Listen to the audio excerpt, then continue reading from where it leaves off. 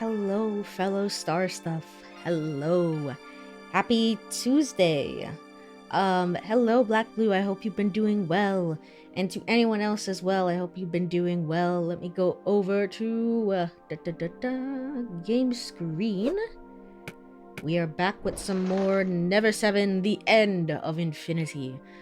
Full disclosure, I am super tired today. I'm super tired. So, I don't know how my reading's gonna go, but we'll see. I will try my best. Earlier today, I also decided I decided it might be nice to have some like special emotes for the games that I'm currently playing. So if you have the better TTV extension, or I guess FFZ as well, if you type into the chat, wait, is she there? Is she there? Yeah, there she is. Hookah. You will now get an emote of Yuka. Yay. And so I love it. It turned out really well. You will now get an emote of her. Also, unrelated to that, if you type in comedy goals, you will get comedy gold from Chowder, the cartoon. This one is kind of hard to explain if you didn't watch the episode, I guess, when it was airing. But, you know, for when the game does something and it's peak comedy goals, that's the emote that you use. Both of these are global emotes as well. I can't imagine anyone else using the Never Seven emote of Yuka. However, if you want to suggest the comedy goals to like other streamers to maybe add it to their channel, you can. It's obviously, so yeah, like peak cinema, basically. Basically that, yeah. Comedy golds, truly one of the peaks of cartoons, truly. All right, but with all that said, we are certainly attempting the Izumi route today, I guess. Let me actually pull up the guide. What am I supposed to be doing? I don't understand. The guide says... So the guide recommends that, for example, you do stuff in a certain order, maybe the way that they recommend it. It recommends you do the Izumi Cure route first, for some reason. Okay. I'm gonna assume we can just get the good end and then call it a day. I know I didn't like the Yuka, cure route that we were playing through, so I don't know if this bodes well. Maybe I won't enjoy this as much. Maybe I'll stop playing it on stream. But for right now, I mean, I imagine perhaps maybe that this is kind of different. Alright, what does it want me to do? Okay, load save 1. Are you sure? Are you sure you're sure? Izumi Cure route? Are you sure you're sure? I can't go to the append story? That's weird. Alright, let's continue. Let's load. 1 is here. So load this save and start from here. I guess.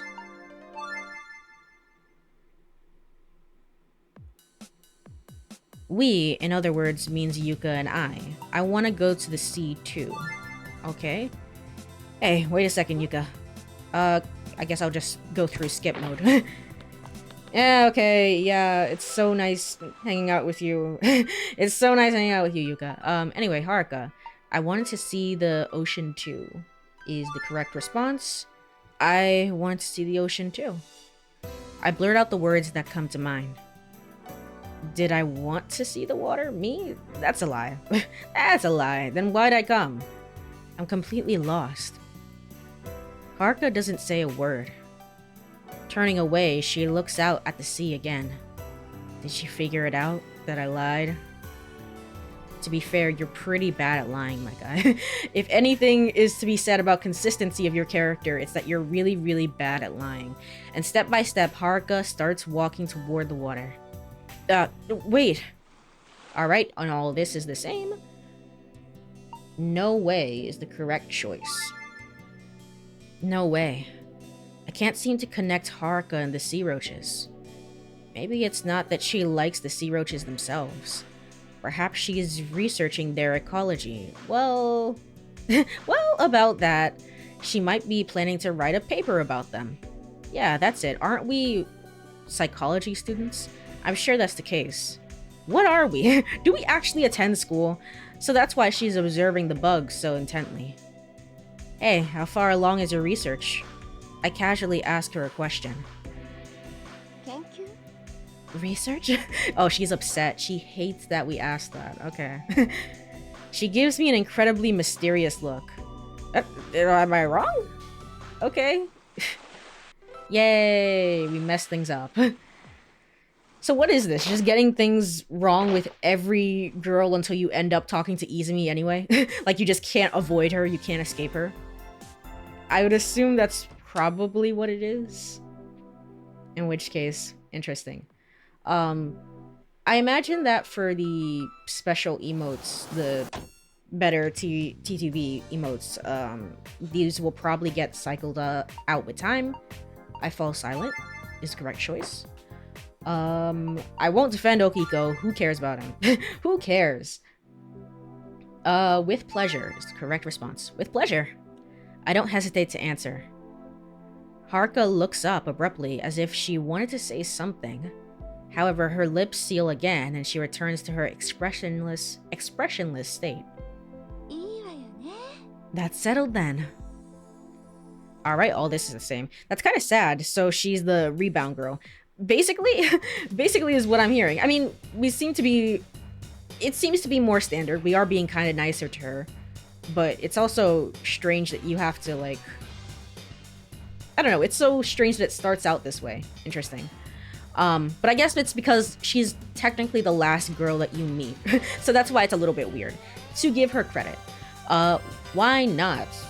Why not? You're going shopping with me. Yuka, you're going shopping with me. Come on, that's so casual. Don't just assume I'll go without asking me first. No, I'm not being casual or serious. It doesn't matter. That's not the point. Huh? I mean, I don't know anything about types of rice or anything like that. Isn't any type of rice okay? You dummy! What if I brought back sticky rice or something? It'd be a complete disaster. Right, Okiko? Absolutely. Right, Haruka? Uh-huh, I agree. See, that's how it is. So we're trying to keep her out of the kitchen. Something feels a bit off. But that's how it is, huh? Yeah, isn't it? Right, so let's get going. Without waiting for a response, I firmly nudge her forward and we step out of the cafe. Alright, I think this is entirely new. I don't think we've ever done this before because, again, we've just never hung out with her. We've never hung out with her. Oops. Shall we go then? Saying that, I step out and... Wait a second. Oh, what's the matter, Izumi? Izumi-san? Sorry, I forgot to mention one thing. There's a bicycle parked to the side of the shop. You can use it. A bicycle? That's right. It won't take too long to walk there, but you know, we have to buy a lot of stuff. Oh yeah, carrying a 10-kilometer bag of, kilogram even. Kilometer, oh boy. I'm seeing how reading is gonna go today. Carrying a 10-kilogram bag of rice on foot would be quite a task. The key's already in the bike lock. Well then, thanks again. You got it. Oh, could I ask one more thing? Could you pick up some saffron? Only if they have it. Saffron? What's that? It's a seasoning used to add fragrance and color to paella. Oh, wow. I'm surprised Yuka actually knows what saffron is. You think really nothing of her, do you? Okay, got it. You're really such a big help. Izumi-san seems like the absent-minded type. I think to myself. Ah, one more thing, Izumi! Izumi, let me go! 5:46 p.m. The sun had set and the sky is dark. The breeze is chilly against my face, but because I'm pedaling, I don't feel cold. I pedal leisurely along the road, taking in the cold evening air. Oh, this is new art. We've never gotten that. Wow, look at that. Still new Yuka content. Amazing. Hey. I hear a voice just behind me. How do you know about that? Makoto really does have a hunchback, doesn't he? Dang. Huh? Know what? There you go, being evasive again. Yuka had hopped onto the back of the bicycle's cargo rack. She was sitting sideways on what they call the girl's seat. However, her arms aren't wrapped around my waist. She's gripping the underside of the seat. Well, that's only natural. The thing about the rice, how did you know? I wonder. Stop dodging the question. No, really, I don't know. I have no idea how I knew. Is it like a sixth sense? Huh? Perhaps you have something like clairvoyance. Clairvoyance. Feels quite different from that. Also, even if I had clairvoyance, I wouldn't bother looking inside a rice bin. If I were to peek somewhere, I want to look somewhere a little more exciting. A little more exciting.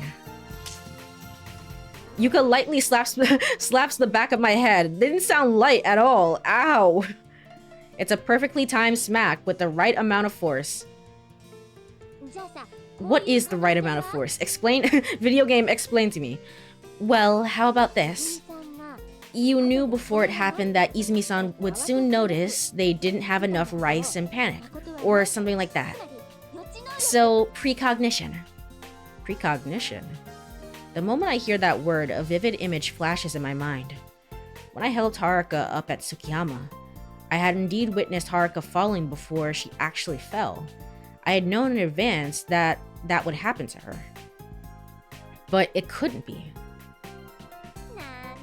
Nah, there's just no way. Huh? Anyway, let's hear the real explanation. I already told you. Until we reach the shopping district, Yuka persistently repeats the same question. However, I don't know what I don't know. I have no other answers to give her. 6:11 p.m. Rice, saffron, and cream. Is that everything? Pointing at the giant shopping bag on the ground, Yuka checks each item. Right, the last thing Izumi-san wanted was cream. Really, can a cafe that's run out of cream really make it in the world? It'll be fine. I mean, apparently she's still doing great business anyway, so... Considering the pizza incident at lunch, Luna Beach's business policies seem quite lax. Okay, then let's head back. Yeah, everyone's waiting. Saying that, I cram the shopping bag into the bike's basket. The front wheel is quite bent out of shape and looks rather unreliable. 6:13 p.m. I'm currently regretting this. Regretting what, you ask? Bringing Yuka along. Yuka isn't heavy by any means, but with the 10-kilogram bag of rice added, the strain on my quadriceps has become unbearably intense. Do your best! Yuka, just get off. Get off of the bike. Gosh darn it. Yuka's voice calls out from behind me. She's so damn carefree, you're too heavy. I'm guessing you're too heavy is probably the correct response here. Oh, no. No, it's not. Never mind. She's so damn carefree. She's so damn carefree, really.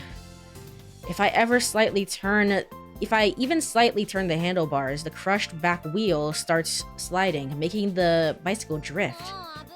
This is so dangerous. You should steer more carefully, man. Man. Again, it's like, I guess I would have seen this if I had, you know, actually done her route properly. This doesn't feel like flirting to me, though. It's just my personal preference. Obviously, flirting is different for everyone. This is just more like, Yuka, stop being an ass. Stop it. Yuka wraps both her arms around my waist as she says that. Now there are two soft mounds pressing into my back. My body feels unusually warm. Okay, so we still have this scene with every girl, it seems. Alright, the correct response is I fainted on the spot. I faint on the spot. It was just too good. I'm out cold for a while, but everyone has my back.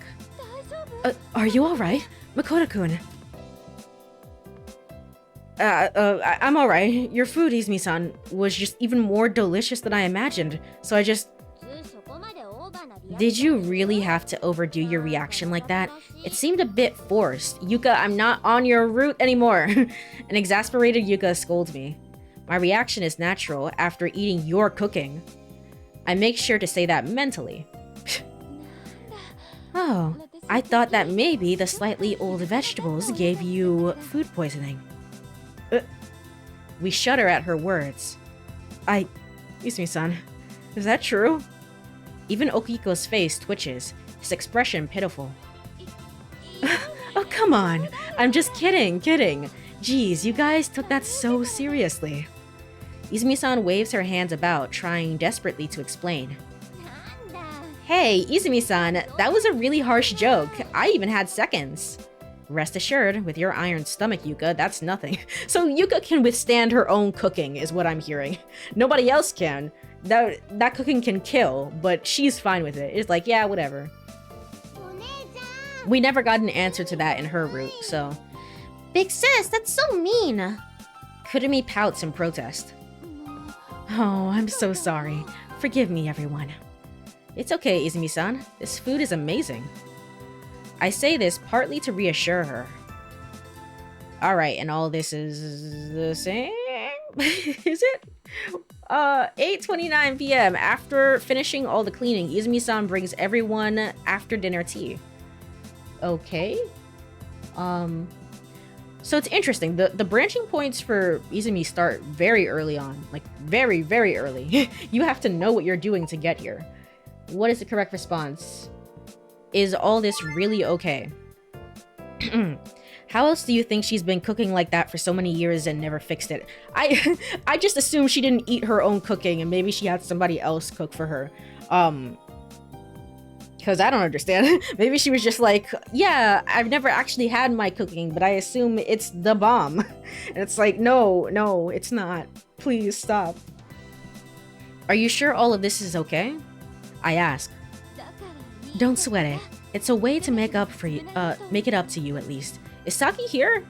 I assume so. Yeah, she showed up. I forgot about her.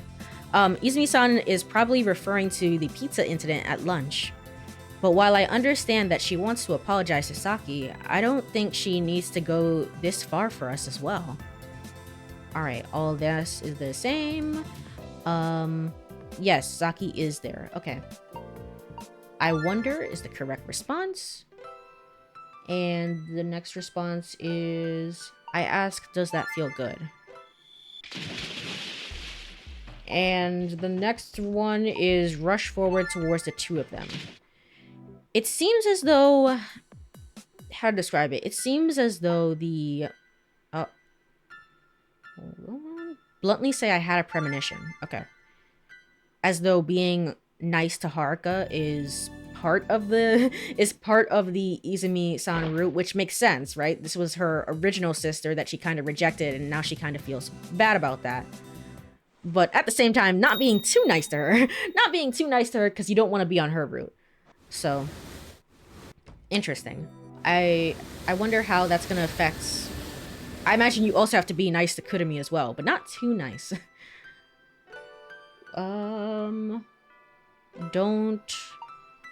You don't have to worry about it. Alright.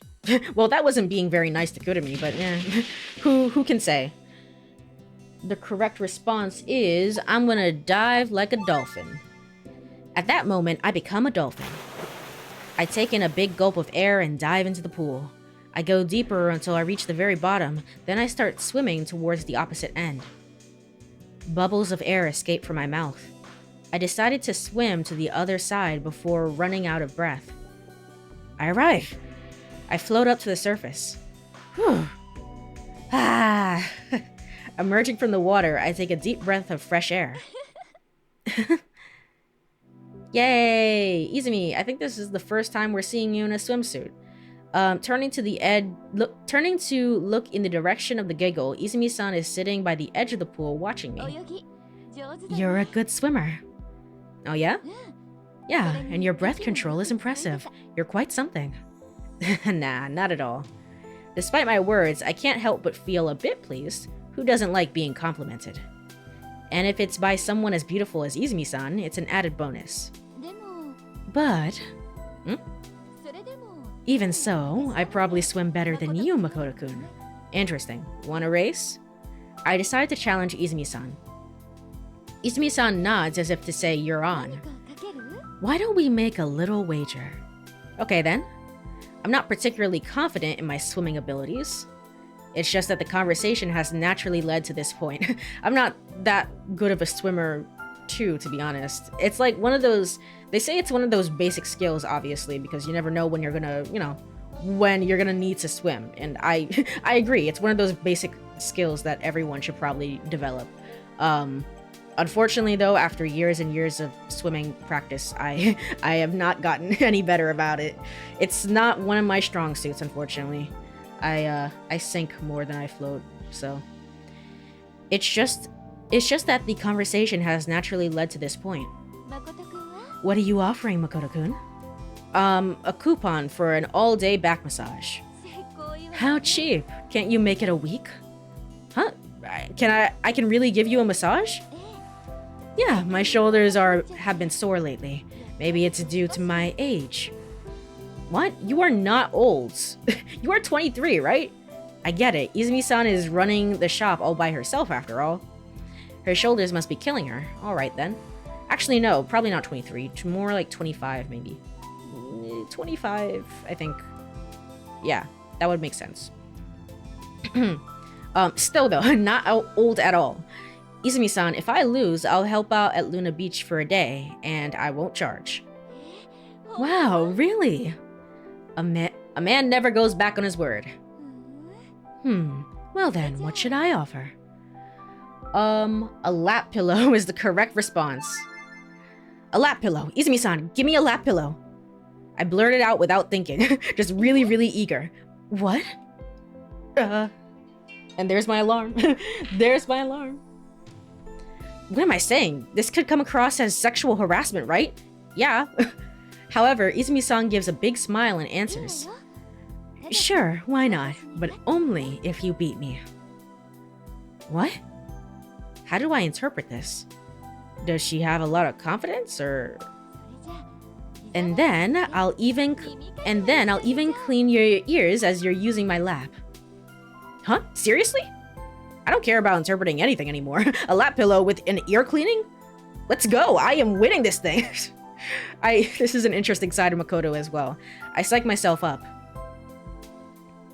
We arrive at the diving boards at the competitive swimming pool. Alright, here we go. Ready? Go. Oh, that's Yuka. Go! Yay! It's me! That's not her voice. Go! Huh? Someone pushes me and I tumble headfirst into the pool. In the meantime, Izumi-san has already started swimming. Thanks, Yuka. It's Yuka who pushed me. She's belly laughing. And what's in her hand? A beer? Are you drunk?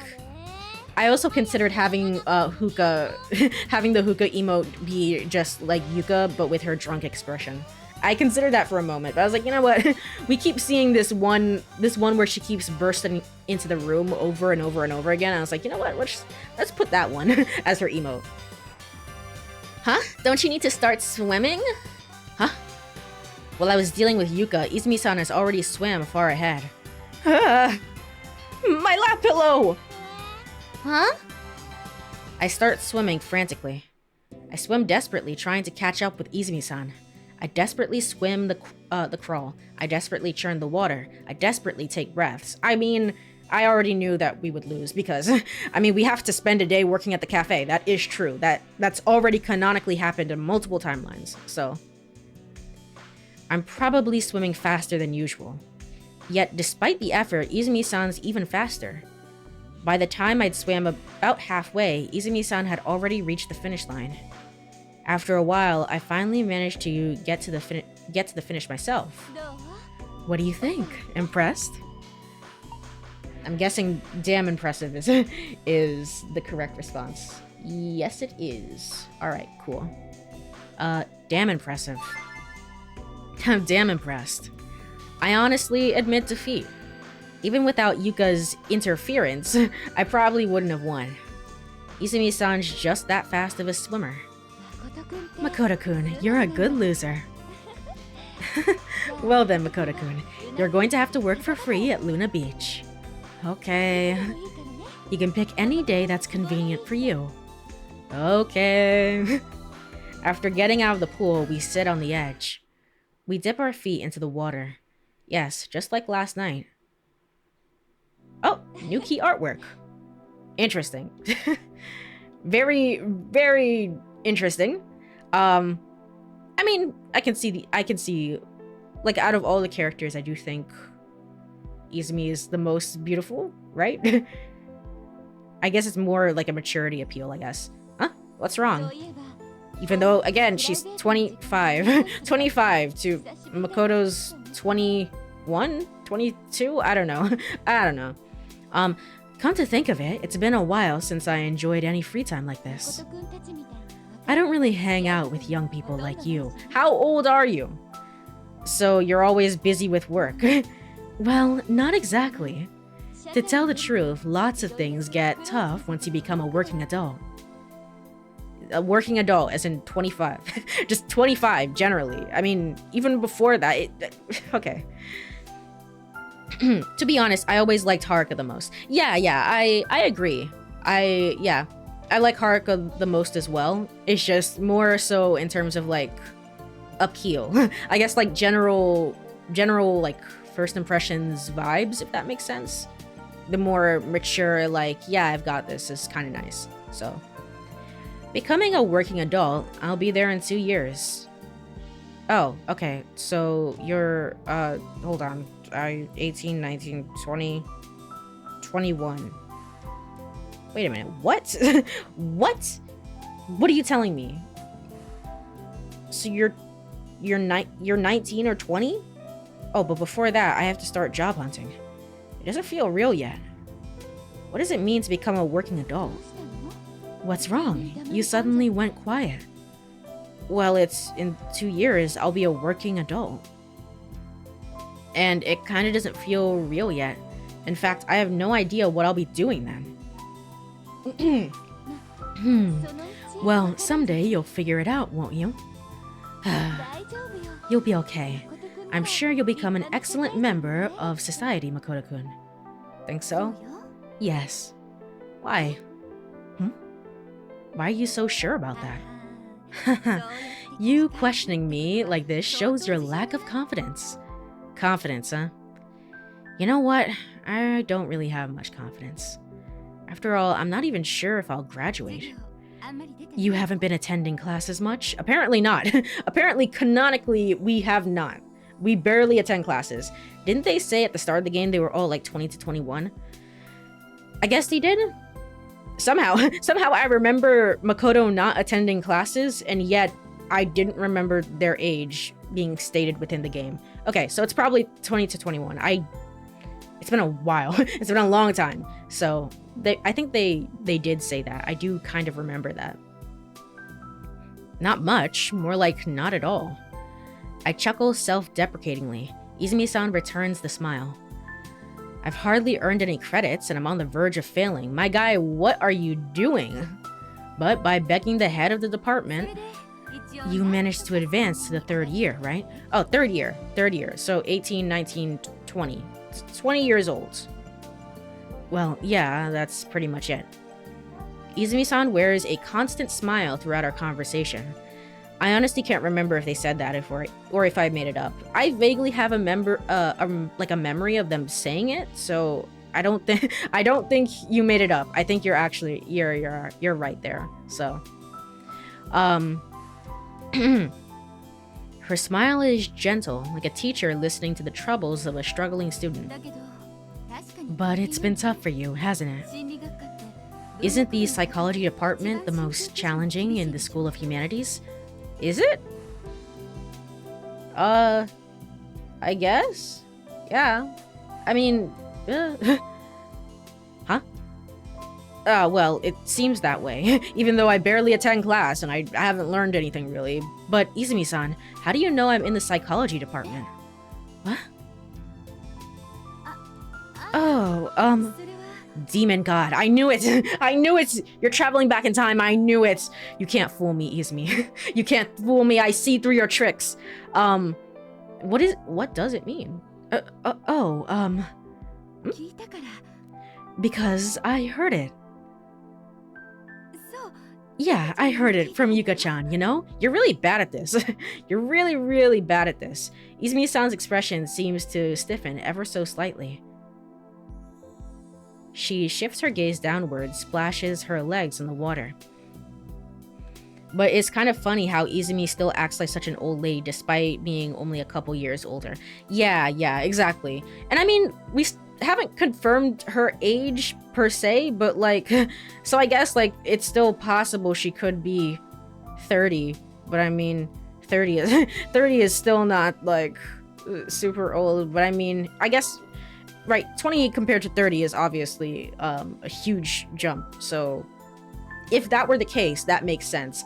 I don't think she's 30 though. I think she's like 25. She shifts her gaze downward, splashes her legs in the water. Hey, Makoto-kun. She stops moving her feet, turns back toward me. But then...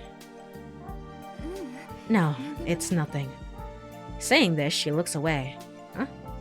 Izumi-san then goes quiet. Seems like she's lost in thought about something. Maybe it's better to change the subject. Alright, here are some options. Wait, if Izumi is time traveling or is some kind of demon god, that means that she's still saying those things that causes misunderstandings for Kurumi despite her powers. True! That's the one thing I couldn't reconcile with in the Kurumi route, because it's like, if you had demon powers, you could certainly solve all of this. There's no reason you need me to do all of this for you. But obviously she has some type of power. Even if she's not aware that she's going back in time, maybe something to be said about I'm actually the demon god of the shrine and you don't know that. Something like that. What's the correct choice here? Kurumi's a mysterious girl, huh? Do you have a boyfriend? No. Kurumi's a mysterious girl, huh? Kurumi is a mysterious girl, huh? Huh? Why do you say that? How should I put it? Well, normally she's really childish, but sometimes she seems surprisingly mature. I mean, that was just on my mind. Please don't worry about it. Makoto-kun, are you into Kurumi? In one timeline I was. I certainly was. I certainly thought the big bro thing was totally fine and alright. We're not on that route anymore, thank God. Huh? I'm right, aren't I? No, it's not like that. What are you talking about? You're upset.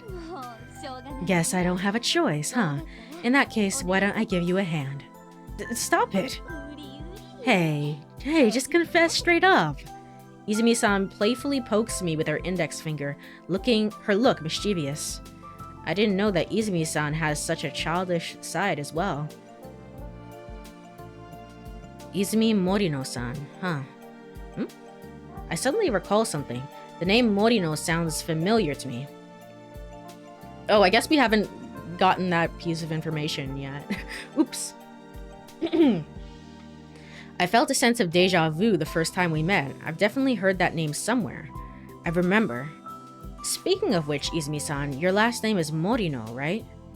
It's the same as the world-famous Dr. Morino, the leading expert in genetic engineering. Just casual genetic engineering. I find it very interesting that you can learn about this fact in different points in the story, depending on which route you're on.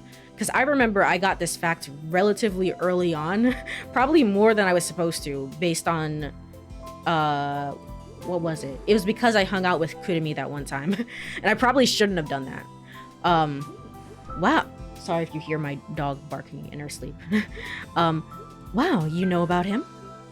Yes, I learned about him in class. I see. That's my father. Oh, wow, really? Then of course you'd have the same name then. Wait, father?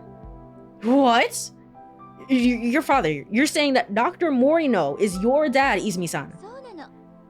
Is there something weird about that? No, it's not weird or anything. I'm floored. Really, out of all the surprises today, this is the most shocking. It seems he's quite famous, but at home, he's just an ordinary father, I think. He relaxes in his underwear as soon as he gets out of the bath. It's a small world after all.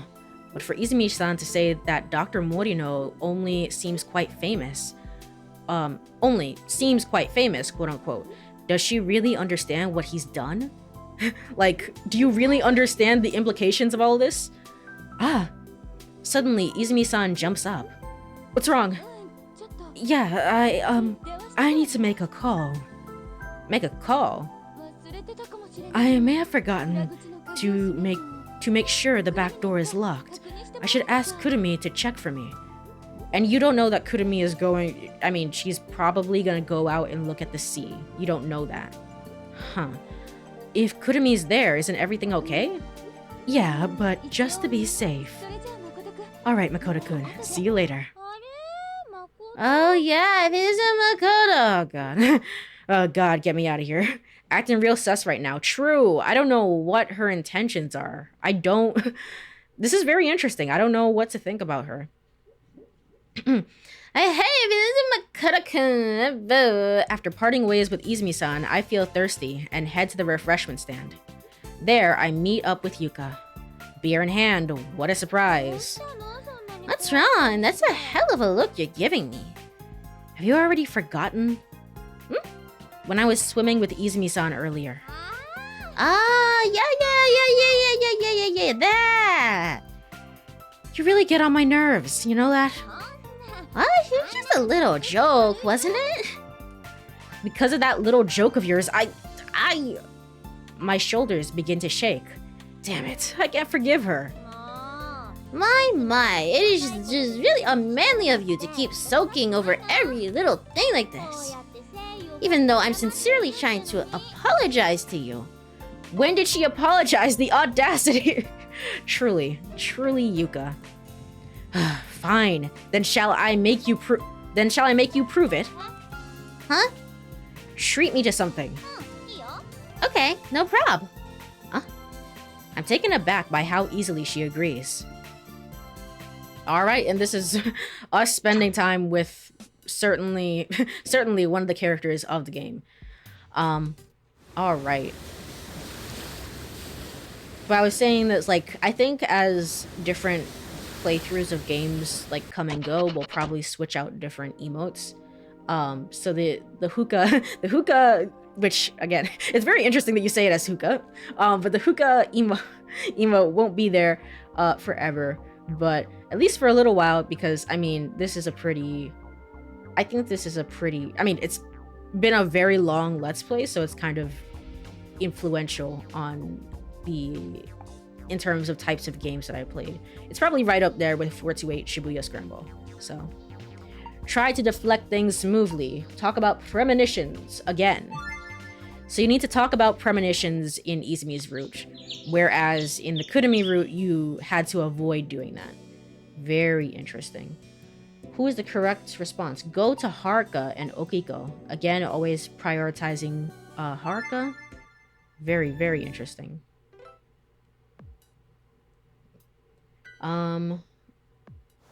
Right. They're gonna have their argument. Oopsie daisy. I'm going to pray for their safety. Not jump in, but pray for their safety. Hopefully everything's fine. It'll be okay. What could that mean? We're not gonna care about Saki at all? We're just gonna skip over that? Okay. And Izumi is now going to tell us about the legend of the demon god, the demon shrine god, which is, you know, Certainly one of the things to tell us. You didn't have to say this story. Why would you say it? Don't go. We don't care about Saki. Alright, you don't have a heart. Again, be nice to Haruka, but not too nice. You don't have a heart, is what you're saying. Alright. Continuing through. Dot. We're not gonna say anything. We're gonna make Haruka say something. Or I guess Haruka left. Oh, no. She's there. Well, yeah. Well, yeah, I guess. I have no words. That's not true, Haruka. I have no words. Okay. I haven't, There was also another, when was it? Was it the Saki route, I think? Where we're doing this event? Maybe? And we have to specifically say that I haven't. And then for the Haruka route, I'm pretty sure you have to say I have.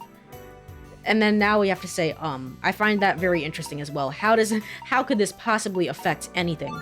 How to answer is the correct response. I'm glad I'm playing this with a guide, to be honest. This sounds kind of like a rough game to get through. That is the correct response. Okiko punches the shit out of me. Saki gets really, really upset. Try to calm Saki down. You don't understand, it's because she's a clone. I'm guessing rush to Kurumi's side? Yes. But we've also seen a lot of the game at this point, so we're kind of blazing through everything. Don't worry about it is the correct response. Because we're gonna have that scene then with Izumi. Yeah, this is the one where Izumi explains, it's like, maybe she wants to feel different, and didn't you know about this thing? So, we're spending more time with her in that sense. I'm guessing this is a free choice? Yeah, free choice. Today is Courie, right? Let's just go with that. Okay. Let me go down to go down through the guide. Alright, cool. Off we go! Off we go! Off we go? Hold on, tab back into the game. Off we go! Only Kurumi seems full of enthusiasm as usual as she leads the way into the forest. The others follow behind her as if clinging to her, saying, "Don't leave us behind." I follow along, extending one leg into the thicket, but... Hey, Makoto-kun. I suddenly hear someone call me from behind. Izumi-san, what's up? I mean, it's still a dating visual novel, so in this sense, this is the scene which gives you an indication of whose route you're on, you know? It's kind of like the three houses and the, I don't know, the tower scene at the dance. Whoever shows up is like, you have the most affinity points with me if you don't choose somebody specific. So, Izumi-san, what's up? So, hey. This is a test of courage, right? Yeah. And a test of courage usually involves pairing up, right? Well, yeah, usually.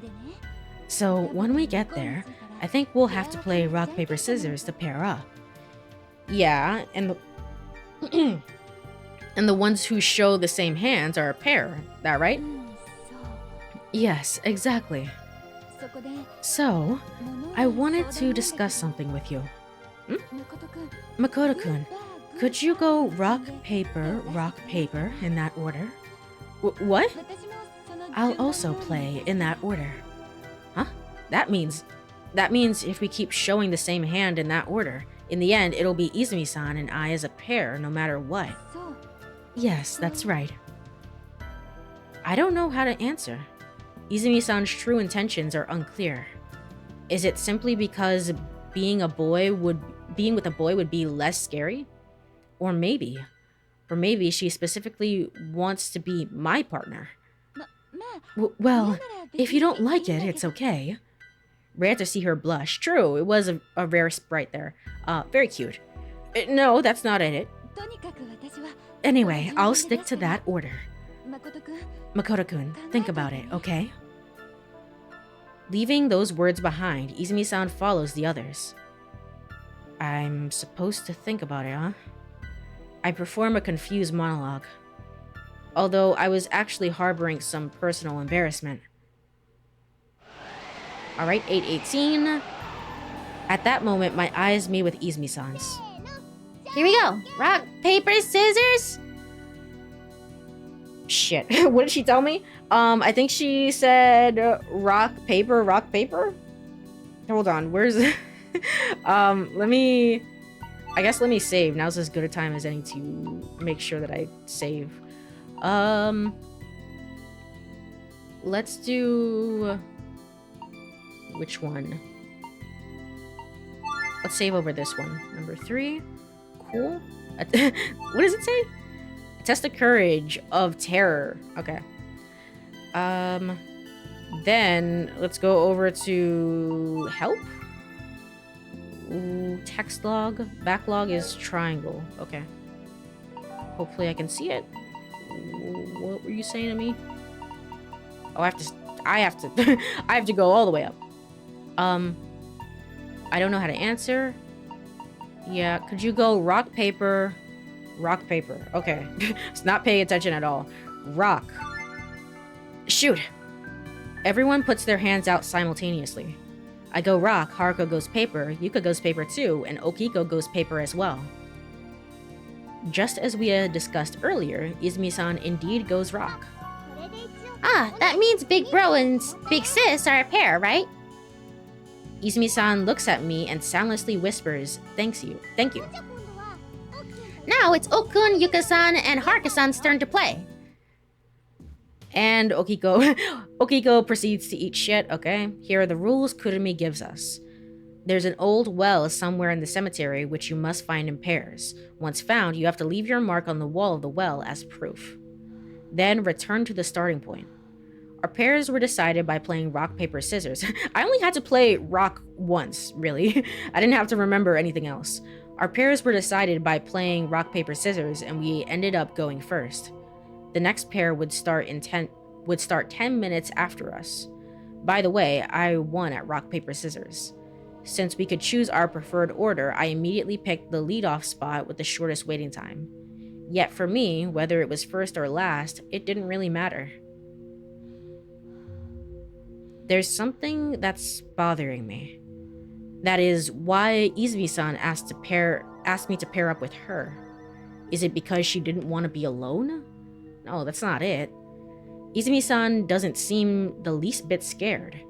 If she were really scared, she would have opposed the idea from the beginning. Besides, Izumi-san is familiar with the area, so she wouldn't have entertained Kurumi's idea if it were truly dangerous. It's because she's a demon god. She can turn back time if anything bad happens. I don't know, maybe. Like when she was adamantly opposed to the mystery tour of the shrine. Then there's only one reason she could have wanted to team up with me. I wonder. Hey, Izumi-san? What? Why did you want to team up with me? I want to ask the reason. Izumi-san suddenly stops and thinks for a while. Eventually, she softly speaks up. Well, I wanted to ask too. About you, Makoto. Ooh. Her, I don't know if you can hear the Japanese, like, voice acting, but it's very serious. I got chills there a little bit. Like, oh, okay. About me? You remember, right? Our promise from yesterday. I said we'd talk about your premonitions in more detail later, didn't I? Premonitions. Hearing that word, my heart begins to stir. It was as if something I had been ignoring and hiding all along had suddenly thrust in front of me. Thrust in front of me. Makoto-kun, before we went fishing yesterday, didn't you predict that the car battery was dead? And also about the rice the day before, and the earthquake. Makoto-kun, you predicted them, didn't you? And just now about dinner, right? Yeah. Izumi-san, with her answer, seems to be lost in thought as she sits down on the nearby stone steps. I follow suit and sit down next to her. Why? Why is this happening?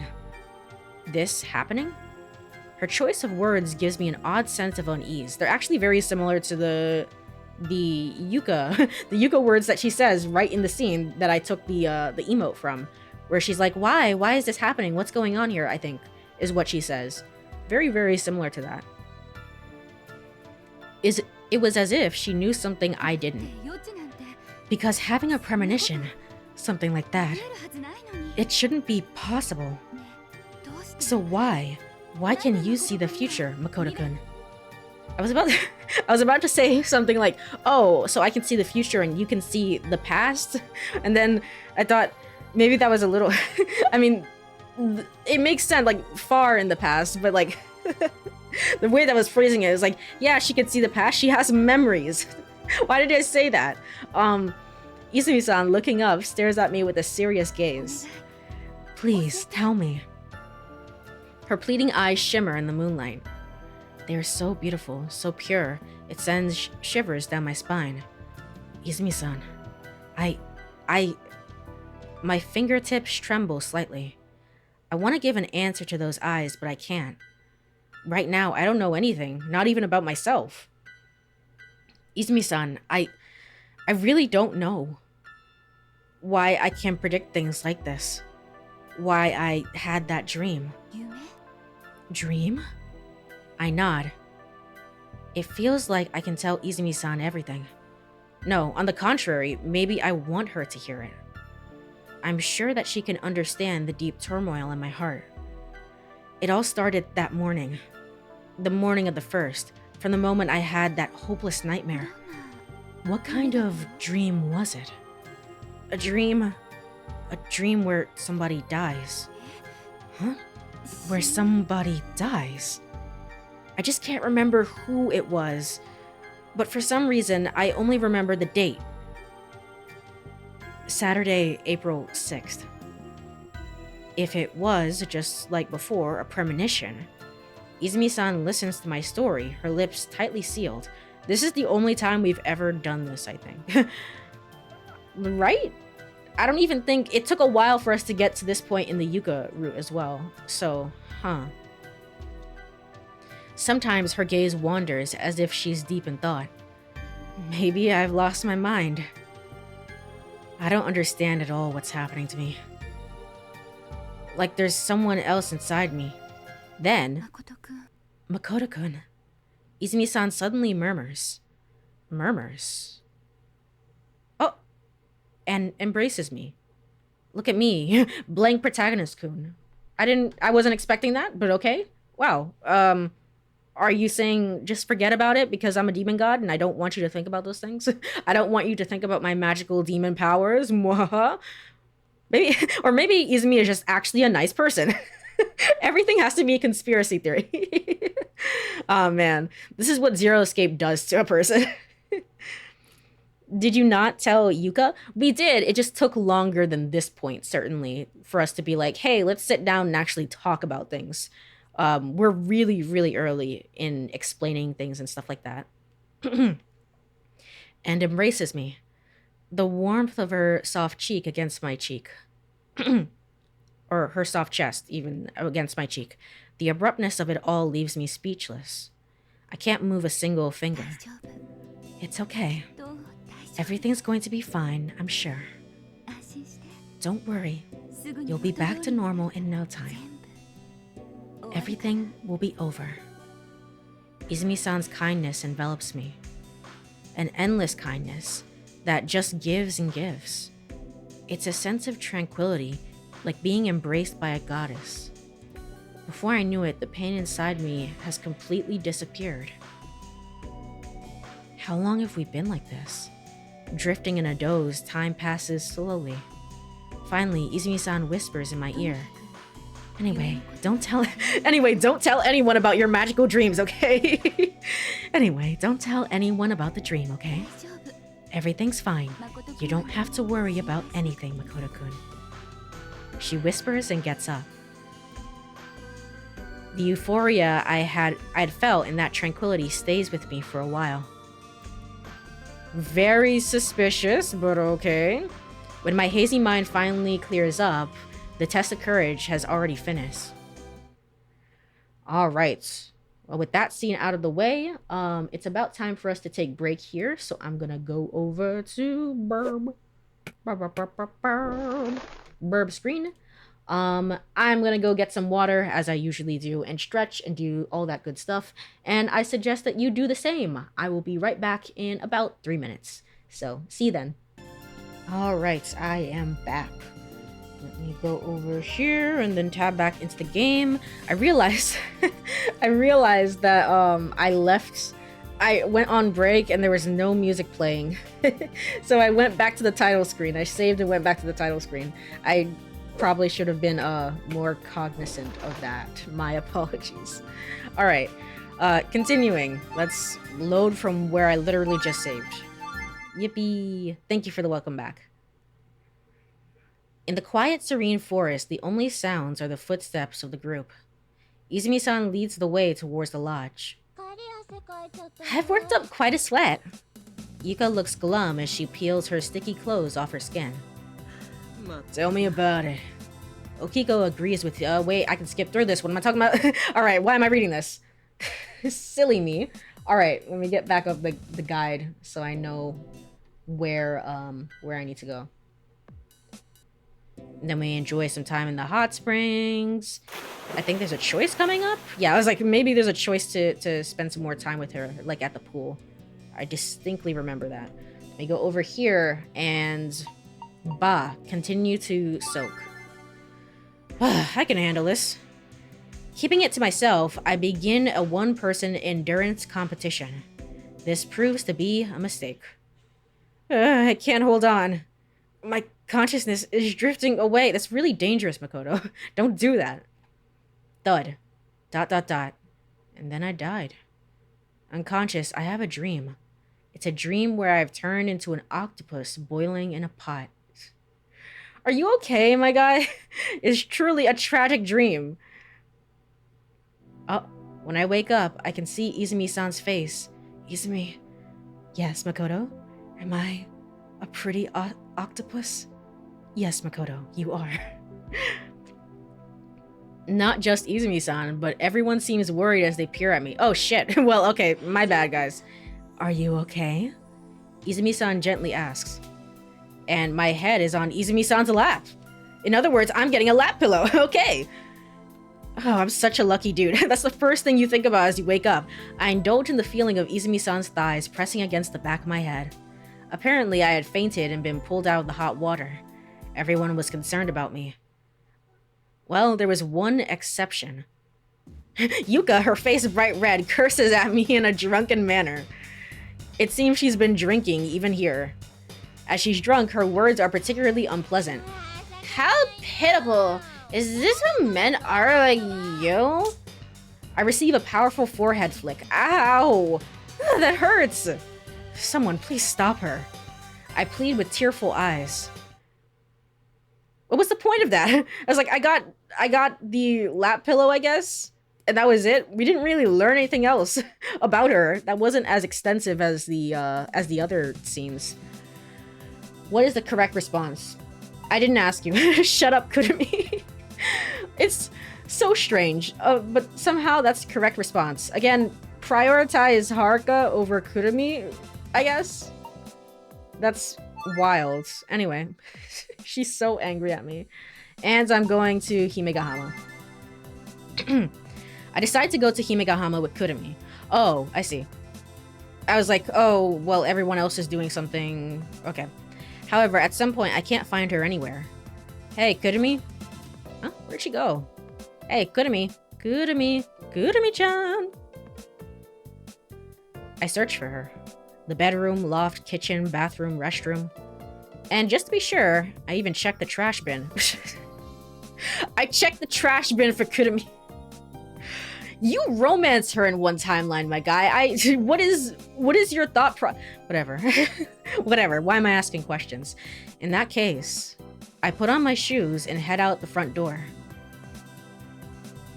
There she is. 10:01 a.m. Kurumi is leaning against the terrace railing, gazing out at the sea. Kurumi? Kurumi still seems upset. I let out a small sigh and approach her. Kurumi, I'm sorry about earlier. Kurumi glances at me briefly, but then looks back at the water. This is gonna be tougher than I thought. It's like dealing with Haruka. I sigh again and slump my shoulders, but quickly get myself together and speak. The weather's nice today, Kurumi. Kurumi, are you going to Himegahama today? What are you gonna do there? Makoto, if she doesn't want to hang out, she doesn't want to hang out. I mean, we were kind of mean to her. I'm gonna catch crabs. I see, you're going crab hunting, huh? And then what are you gonna do after catching them? Have a crab sumo match. I see. It's gotta be a perfect day for crab sumo. What's a perfect day for crab sumo? What the hell is she talking about? I don't really get it, but I continue the conversation. So what do you do while you're watching the crab sumo? I'm gonna be the referee. I see. And what are you gonna give the winning crab? I'm gonna pet it and tell it how strong it is. I mean, you pet both the winning and losing crab, which is very cute, honestly. That's nice. I bet the winning crab will be happy. And I'm gonna pet the losing crab too, and tell it that it did its best. Okay, she's back to being normal. I see, I see. Kurumi, you're very kind. Yeah. But to have a proper crab sumo match, you need an audience, right? The crabs won't have any motivation without an audience, with only the referee watching. That's right. I'll be the audience. Really? Yeah, leave it to me. Kurumi's good mood seems to have completely returned. Alright, Himegahama. A secluded sandy beach surrounded by steep cliffs, isolated from its surroundings. We arrived there just a little past 10 a.m. Certainly this must be able to be skipped. We've seen this already. Apparently not? Okay. Alright, let's catch us some crabs. Oh yeah. We head towards the rocky area where crabs were likely to be found. Dot dot dot dot dot dot dot. I caught one! That was fast. In less than 5 minutes, Kurumi has already caught a crab. She peers over the edge of the rock, inspecting the grooves eroded by the sea water. There we go, I got there eventually. I know how to read, I promise. Hey, don't slip and fall. This is new key art for Kurumi? This is in her... We're not even on your route. What's... Okay. For some reason, there's a huge mass of crabs in the shadows of the rocks. I would hate that. They're swarming all over each other. It's creepy. Hey, maybe this is a school for crabs. I wonder. Yay, crabby, crabby, crab. Without a shred of fear, Kurumi reaches her hand out toward the horde of crabs. Kurumi, be careful not to get pinched. Little crabby. She grabs her second crab. Seems like my worries were unfounded. Hey, Mr. Crab, wanna play rock, paper, scissors with me? And rock, paper, scissors, rock. Actually, didn't this show up in somewhere? Somewhere we were having a memory of Kurumi saying rock, paper, scissors, and I was like, did she ever say that on the beach? Okay. Or maybe she did, maybe she didn't. I don't know. I don't remember these things. It is a wild shot. It really is. I guess POV, you're a crab in a crab school and Kurumi is going to mess up your entire life. And rock, paper, scissors, rock. Yay, I win! Show me the sucker that loses rock, paper, scissors to a crab. She's just so innocent. I decide to leave the crab catching to Kurumi and quietly leave the rocky area. What's wrong? No, nothing. I just found something a little interesting. Something interesting? Like a dead body? Yeah. Show me. Fine, but only if you win at rock, paper, scissors. Probably not. It's probably the bell. She found the bell. Maybe the bell is then... Because we keep asking, like, where the bell's coming from. I thought they were just maybe, like, remnants of the shrine. But maybe they're somehow coming from Izumi, and Izumi is connected to that specifically. What? Here we go. Rock, paper, scissors. Shoot! Kurumi holds out the crab she has in her hand. By the way, I had gone paper. Yay, Mr. Crab wins. That was fun, huh, Crabjack? Kurumi joyfully talks to the crab. She's even given it a name. I lost to a crab. Which means I guess I won't be showing you, big bro. Give me a break. Dot dot dot dot dot dot dot dot dot dot dot dot. Ready and fight. You're still in it. Soon crab sumo begins on a flat rock, serving as the dohyo ring. Kurumi acts as the referee and I'm the audience. Still in, still in. We watch with bated breath, waiting to see which crab will win. Interesting, but this... Are we still gonna get the key art here? I don't think so. So that's how they differentiate, I guess, between the actual Kurumi route and then Kurumi route, but you're just spending time with Izumi's little sister so that you can be closer to Izumi. Still in. The slightly smaller crab pushes the larger crab out with its scissor-like pincers. With a push-out win, Crabjack triumphs. Could it be the crab that won against me? Could it be that the crab that won against me in rock, paper, scissors earlier? It's surprising how she can distinguish them. Kurumi pats both the winning and losing crab equally. She then releases the defeated one, waving her hand as if saying goodbye. What a heartwarming scene. Kurumi, you always seem so happy, huh? I wonder. I may look happy, but I worry about a lot of things. I actually have deep emotional trauma, but you're not gonna learn about that, silly. The senior year of high school, it's a very stressful time. You're kidding. I'm not. Then tell me what kind of stuff you're worried about. Being unable to clear the final stage of a video game, for instance. So I guess that's a actual part of her character traits is that she's a gamer. Eventually, the April Crab Sumo tournament concludes its festivities. It's over, huh? Yeah. In the silence that follows the festival, Kurumi and I stare at the crabless dohyo ring. Now, what should we do next? Why don't we have lunch? Just then is an earthquake. I thought, isn't this when we usually go to spend time with not Kurumi, with Izumi-san? Maybe maybe not. Maybe I'm a day early. Is the ground shaking? Oh gosh. Okay, what? This might be the largest earthquake we've experienced over the past few days. We support each other and wait for the shaking to subside. Eventually, the tremors recede, as if being drawn back like ocean waves. It's over. That really startled me. After catching our breath, we walk over to the picnic basket. We both enjoy the sandwiches Izumi-san had provided for lunch. Okay, so Izumi-san made them this time.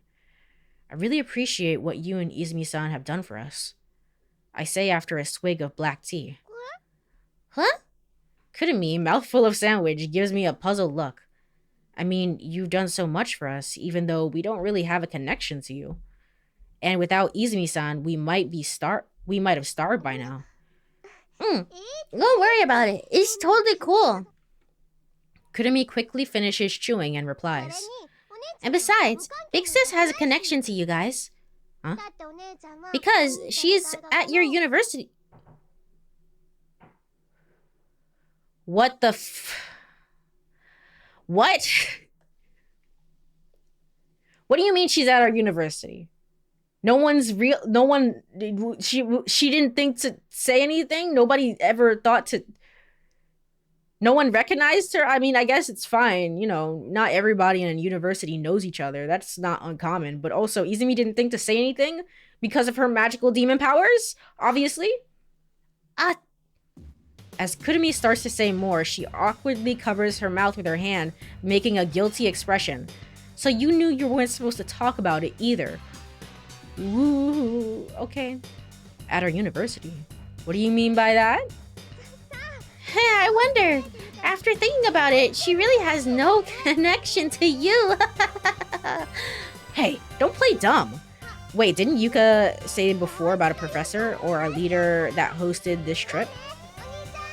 I thought Yuka is the leader of the trip. And it wasn't one of those trips with it's not one of those trips with a professor on board. Surely not. Is she my teacher? No. No. I don't remember exactly what you're saying. It's possible that the game might have said that. Hopefully not, though. Hey, Kurumi, wait up. I wish you had left the basket with the sandwiches, Kurumi. I was enjoying those. My hunger isn't satisfied at all yet. 11:47 a.m. Abandoned by Kurumi, I head to Luna Beach to get more to eat. Of course, I'm also worried about what Kurumi had said earlier. Oh, welcome, Makoto-kun. As I enter the cafe, Izumi-san greets me with her usual warm smile. Where's Kurumi? I heard you were together. I remember at the very start of the game, there were things Yuka was hiding from you, like she was saying that someone told her not to tell her if I'm remembering right, like why they came here or what they were supposed to be doing while here. Right, and I just kind of assumed that was the general mission of the psychology experiment, right? So it's like, I, as the team leader, know about the experiment and what we're doing, but nobody else in the group knows because that's part of the experiment. But then, like, I didn't think it was literally like our teacher has been watching us from afar. our teacher or a fellow student or grad student or something has been watching us from afar. Don't say anything about it though. What the hell? But who set up that experiment? I think it's just a class-wide thing. Everybody in the psychology department is doing it, I think. So just like a typical assignment. Where's Kurumi? I heard you were together. Kurumi, that's right. According to her, Izumi-san has some kind of connection with our university?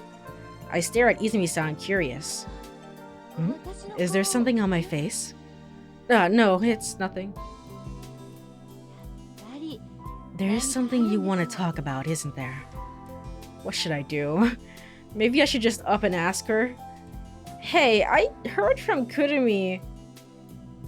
Izumi-san, do you have some connection to our university? Izumi-san briefly averts her gaze and then answers. My, that Kurumi. I guess it can't be helped. Okay, well you're not freaking out about it, so you could have just said something, right? You see, I actually graduated from your university. Okay, just a graduate. Just a graduate, not our teacher or something. I would have lost my mind if you were actually a teacher. What? Surprised? Yeah, I am. It's not that big of a deal. I wasn't trying to hide it.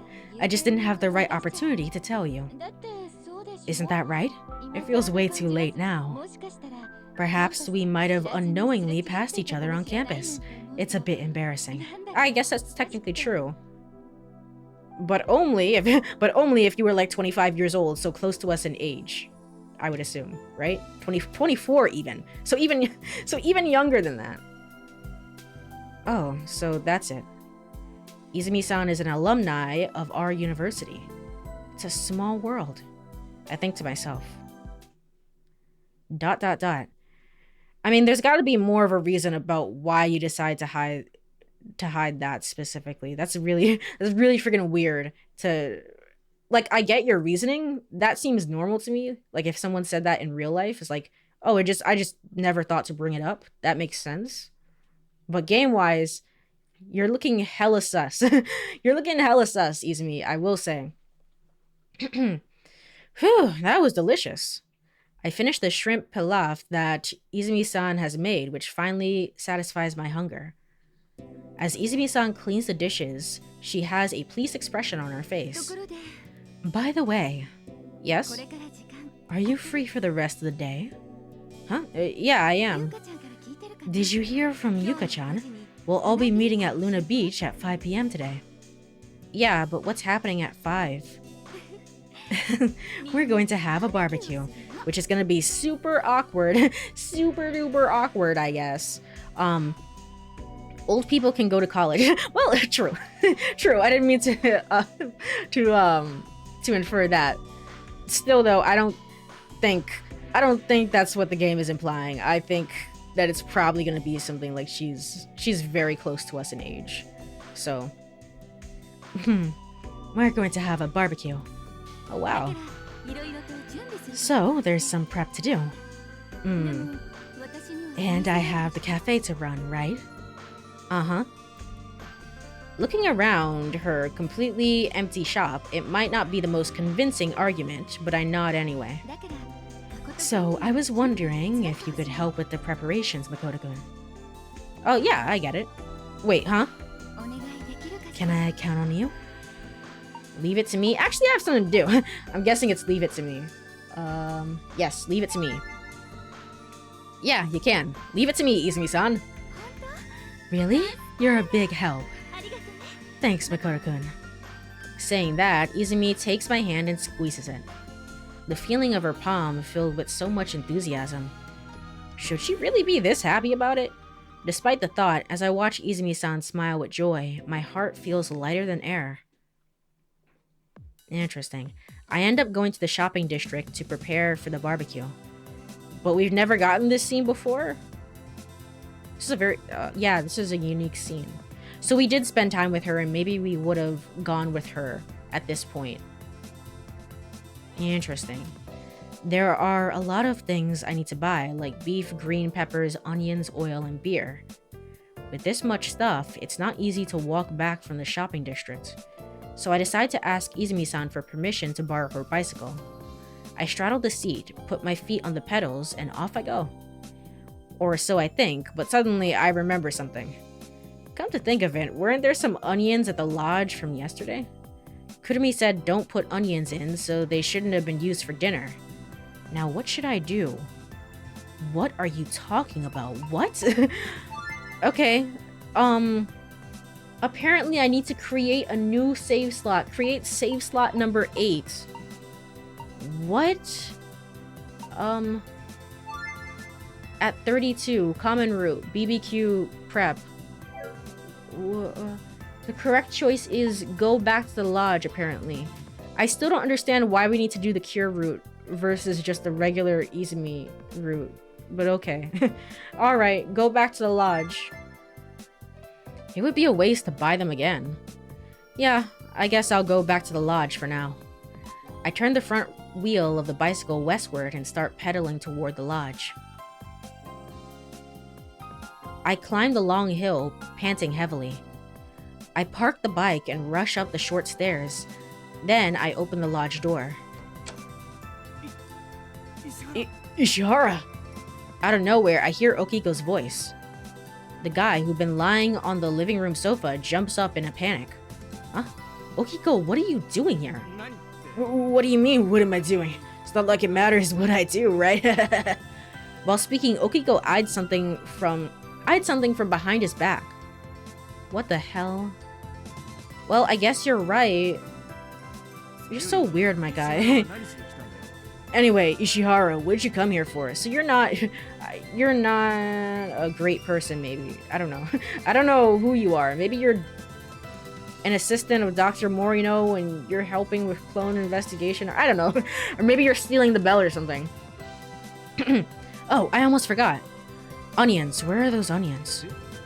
Huh? Onions. Yeah, Izumi-san asked me to prepare for the barbecue. As I answer, I walk into the kitchen. Oh, there they are. I find a large bag of onions beside the refrigerator. I grab the bag and return to the living room. See you later, Okiko. Just then, snap. Rumble, rumble, rumble. The onions are so heavy that they break the bag's handle. Oh, okay, that's a lot of onions. We don't need that many onions, surely. All the onions roll out and scatter across the floor. Good going. Why'd you take this many? Muttering to himself, Okiko slowly bends down. Then, thud. Something had fallen on the floor, Right at Okiko's feet lays a thick file. What the hell? Are we all clones? Who are you people? It falls from behind his back when he bends down suddenly. Okiko hurriedly picks up the file and hides it behind his back again. Am I a clone? Huh? Why are you acting so weird, Okiko? It's nothing. I'm not acting weird at all. I get it now. You don't want me to see, so it's gotta be some questionable photos or clippings, right? No, nothing like that. Looks like I'm right on the money. I told you it's not like that. Get out of my face. Then why don't you show me? Saying that, I swiftly reach around Okiko's back. Idiot! What the hell are you doing? Stop it, Ishihara! We tangle together as we wrestle for the file. Eventually, snatch. After a struggle, I finally managed to wrest the file from Okiko's hand. Let's see here. I begin glancing at the first page of the file. He's possibly the worst liar. Everyone in this game is pretty bad liars, to be certain, but among them are definitely Makoto and Okiko. Both of them together. Cure syndrome analysis. Okay. It's written in a bold gothic lettering. Yuka, do you want to explain this? Cure syndrome. The heck is that? Next, I casually flip through the few pages and read. 2. Memory disorder. 1. False memory. Experiences that differ from what actually happened are recalled with imaginative embellishments. This is particularly observed in individuals with a strong desire for attention, histrionic personalities, con artists, or habitual liars, as they consciously mix in fictional stories with their actual experience. They may lose the ability to distinguish between lies and the truth, and sometimes even identifying the protagonist of those stories. This phenomenon is referred to as the pseudologica fantastica, or pathological lying. What is this? It's like a report from some psychology study. Yeah, so what? Is it wrong for a psychology student to read psychiatric studies? So why were you why were you hiding it from me then? No, it's not wrong, but it's just a bit unexpected. Unexpected? Hey, don't be grouping me together with you. I may not look like it, but I'm a hard worker, you know. What? Hold on. Let me not save here. Where do I want to save? I can save back here. Number 3. Can I see the log of that again? Cure syndrome. This sounds like an actual thing. Why did they make up a fake disease for this? I mean, I'm guessing it has something to do with the clones, but it's also, I mean, they also acknowledge it within the text itself. Is like, it's just pathological lying. But cure syndrome, what the heck is that? Memory distortion, false memory experiences. Right, they may lose their ability to distinguish between those lies and the truth, thinking that they're the protagonist. My only thought right now is that this has to be about me, in which case, what does that mean? What does that mean about me? That's my only real thought. Either that, or obviously it has to be Izumi, because we're on the Izumi route, but I mean, I didn't think that it really seemed that I don't know, that's connected to Izumi. Or it has to do with Okiko himself. But I don't know. I don't know what this means.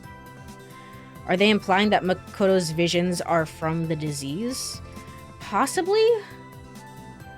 Possibly?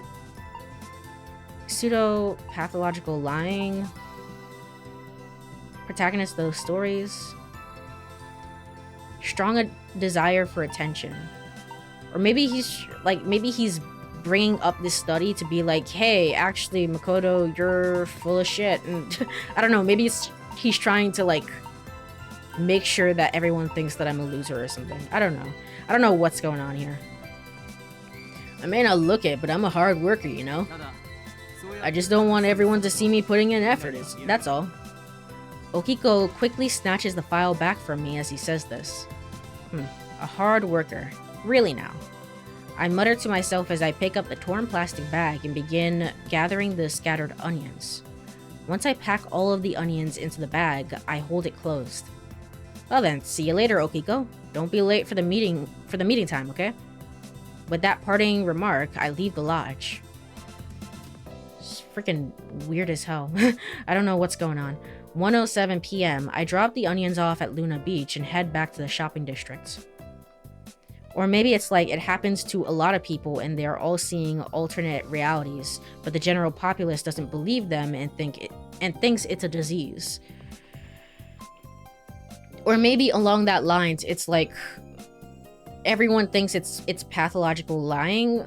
Oh, you're just being a liar about X, Y, and Z, but this study is going into how, like, oh, actually cure syndrome is a real thing, and because they're being connected with the past in X, Y, and Z way.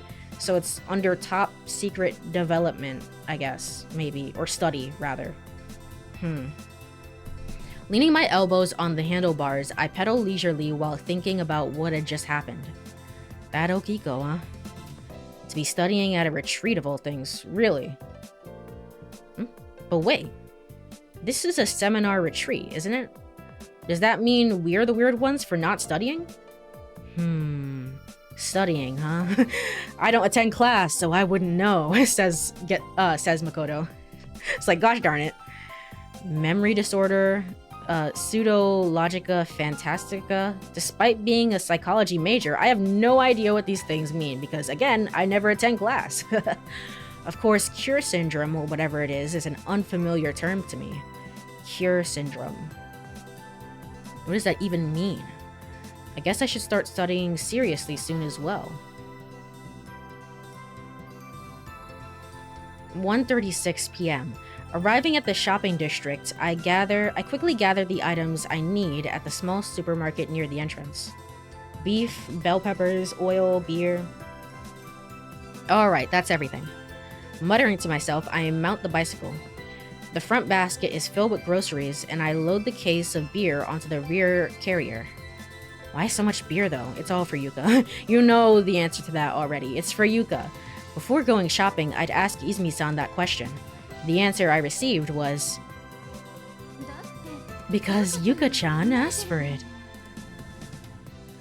Is Yuka connected to Cure? Surely not. I don't know. I don't know. I mean, Yuka has a cure route. It's called the Izumi cure route. It's called the Yuka cure route. Is that important? I don't know. I don't know. Sigh. Figures. I just hope Yuka doesn't ruin the barbecue. As if trying to shake off those worries, I put some extra effort into pedaling. ... Eventually, the sun starts to set, and it's time for us all to meet. We all gather at Luna Beach, dividing the barbecue equipment amongst ourselves and making our way to Tsukiyama. And then... Yay! Alright, we're back to the same old content that we've seen before. I feel like... well, Haruka and Yuka's route are pretty similar. I would say there's a good amount of divergence between, like, the Saki route and definitely the Kurumi route, and obviously we're seeing, even with this route as well, of just, like, different, there's so much variation in what can happen, and it makes sense, right? It makes sense that would be the case, because Yuka and Haruka are the two, like, main girls, the first girls that you meet within the game. So it would make sense that they're pretty standard, I guess. Cherry trees. This must be the tree-lined road that Yuka mentioned this morning. But I also have to remember, I have to reminding myself that, again, I didn't play through Yuka's route properly. So I don't know anything about her, really. Cherry trees. This must be the tree-lined road that Yuka mentioned this morning. Alright. 12 a.m., 12:04. What the hell? That scared me, honestly. I think that was the sound of the floorboard creaking. We find Kurumi. Everyone's worried about you, Kurumi-chan. Kurumi silently nods and starts walking toward the exit. She's moving mechanically as if her spirit had left her. Okay. 12:30 a.m. We return her. However... Hey, Makoto-kun. Wait a moment. She suddenly calls out to me as we're about to leave the cafe. Huh? What is it? Could you come here for a second? At Izumi-san's gesture, I head to a corner of the cafe. Is there something you don't want to tell everyone? Well, it's not that, but... Izumi-san becomes somewhat subdued. Well... She seems to be having trouble finding the right words. Is it something that's difficult to bring up? Well, are you free tonight? What? Ah? Tonight, around 3 o'clock in the morning, I'll be waiting in front of Luna Beach. And, well, I want you to come, Makoto-kun, at that time. Is this the day that we all go and look at the stars? We all seem to have a moment together one night. Is this that night? What the? Tonight at 3? Does she mean 3 in the morning? That time. Why exactly? Well, whatever. I don't really have any reason to say no. Okay, got it. 3 a.m., yeah? Yeah. Izumi-san nods, looking somewhat flustered. Wondering about her unusual behavior, I decided to return to the lodge with everyone waiting for me. I gotta be heading to bed here. See you later, CC. No worries, Black Blue. Thank you so much for hanging out for a little bit. Bye-bye. Also, I will say, it's like, I'm surprised Makoto's not saying anything about it, because in my mind, it's like, I feel like now would be the time to easily make like a dirty joke. It's like, she wants to meet me at 3 in the morning. Whoa. And that's not the case. So now I just feel so like anime pilled, so that it's like, oh, obviously this must mean this. And this is going to happen within the story. And Makoto didn't do that at all. He was just like, yeah, whatever. Whatever. It goes without saying, but I am utterly exhausted. To keep my promise with Izumi-san, I set my watch alarm for 2:20 a.m. and slowly close my eyes. All right, April 5th, Friday? I think so. I think this is the time. 12:20 a.m. A sudden beep from my alarm clock breaks the silence. I reach out from under the covers and turn it off. My head feels foggy, probably not from getting enough sleep. Probably from not getting enough sleep, is what it said. But for her to invite me out at this time of night, Izumi-san, what could she possibly want? I have absolutely no idea why, but I can't break our promise. I jump out of bed and get a good stretch in. Right, time to get going. I mutter to myself and make my way through the empty living room, heading for the front door. If we hear Okiko dreaming, then yes, this is the scene that we have with all the other girls. The living room is deserted, of course. The now silent room is so still, it feels lonely. I can hear Okiko's quiet snores coming from the loft above. Hey, wait! Suddenly, a booming voice from Okiko. Startled, I look up. Hey, boy, don't get on the stage, Stop it, don't pull the zipper. The zipper down. What is he possibly dreaming about? Seems he's talking in his sleep. Ew, good lord, what kind of dream is Okiko having? I ignore Okiko and head to Luna Beach, where Izumi-san's waiting. And I think that denotes... Let's save real quick. But I think that denotes... Izumi Cure Route. Wow, okay. Maybe it's not possible to get the regular Izumi route the first time around. It's just really weird. I ignore Okiko and head to Luna Beach where Izumi-san's waiting. 2:55 a.m. When I arrive, Izumi-san's already in the front of the cafe. Good evening, Izumi-san. Good evening is a weird turn of phrase. Good evening, Makoto-kun. Aren't you early? Were you waiting here this whole time? Yes, I couldn't wait any longer for you to arrive. Izumi-san replies, looking a bit downcast. Though, it's chilly, isn't it? She lets out a sigh. For sure, she might be cold in that outfit. Let's go inside. It's too cold out here. Before I can make the suggestion, Izumi-san asks me, Hey, wanna go to Viewpoint Park on the Cape? Huh? But didn't you just say it's chilly? Yeah, so let's run for a bit. Alright, here we go. I think this is a new expression? It looks kinda new to me. Although I don't really understand what she wants, I follow Izumi-san as she leads the way. While we run along the cherry tree-lined path which leads to the park, I think to myself, what's on Izumi-san's mind? Why would she want to go to Viewpoint Park at this time of night? Occasionally, Izumi-san glances back at me. However, her expression doesn't reveal her intentions. ... I don't have to say the ... out loud. I just keep doing so. 3:16 a.m. Eventually, we reach Viewpoint Park. Izumi-san stands by the railing, gazing out at the sea. The gentle breeze blows in, ruffling her hair. Only the quiet sound of the surf and the occasional crash of a larger wave could be heard. Since we've arrived at the park, Izumi-san hasn't said a word. I don't understand. Why did she bring us here? What's the big idea? Perhaps I should ask her directly. I approach Izumi-san, slowly. Makoto-kun. Hey. Izumi-san speaks, just as I'm right behind her. Even though we ran here, the wind really cools you down quickly, doesn't it? Yeah, it does. My sweat had indeed turned icy cold. But, as I expected. As you expected what?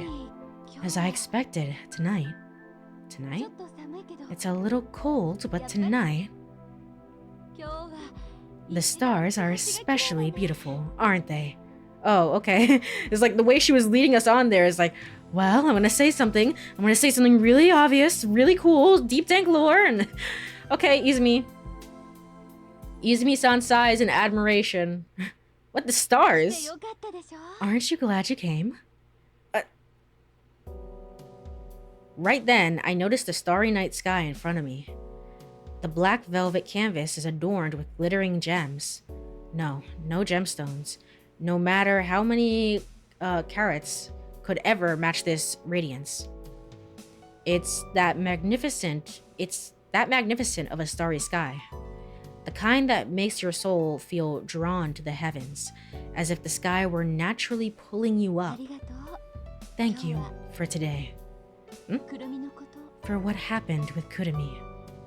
It's cool. Izumi-san turns to me slowly. Oh, this is new key art as well. If you guys weren't there, Makoto-kun, something terrible may have happened. That's an exaggeration. It's a little embarrassing to be thanked like this. Even if we hadn't searched for her, she would have returned safely, right? Oh, right, we went looking for her. I was like, for doing crab sumo? I was like, okay, it's whatever, like, that's fine. Kurumi can be surprisingly responsible sometimes. Izumi-san hangs her head. What's going on? Did I say something wrong? Makoto-kun, listen. Okay? Kurumi's always had a strong sense of wanderlust. I'm guessing this is the conversation about, like, I don't know if she's my real sister or not. She occasionally goes on little adventures and doesn't return for a while. But every time that happens, I get so worried. But she always comes back safely. She always has. Doesn't mean she always will, though. Until now, that is. But... No, it's nothing. Don't worry about it. I don't press further. It feels Izumi-san's smile is rejecting any further questions. Hey, Makoto-kun? Izumi-san asks quietly. Shimmering stars reflect in her eyes, fixated on me. Do you know why I brought you to a place like this?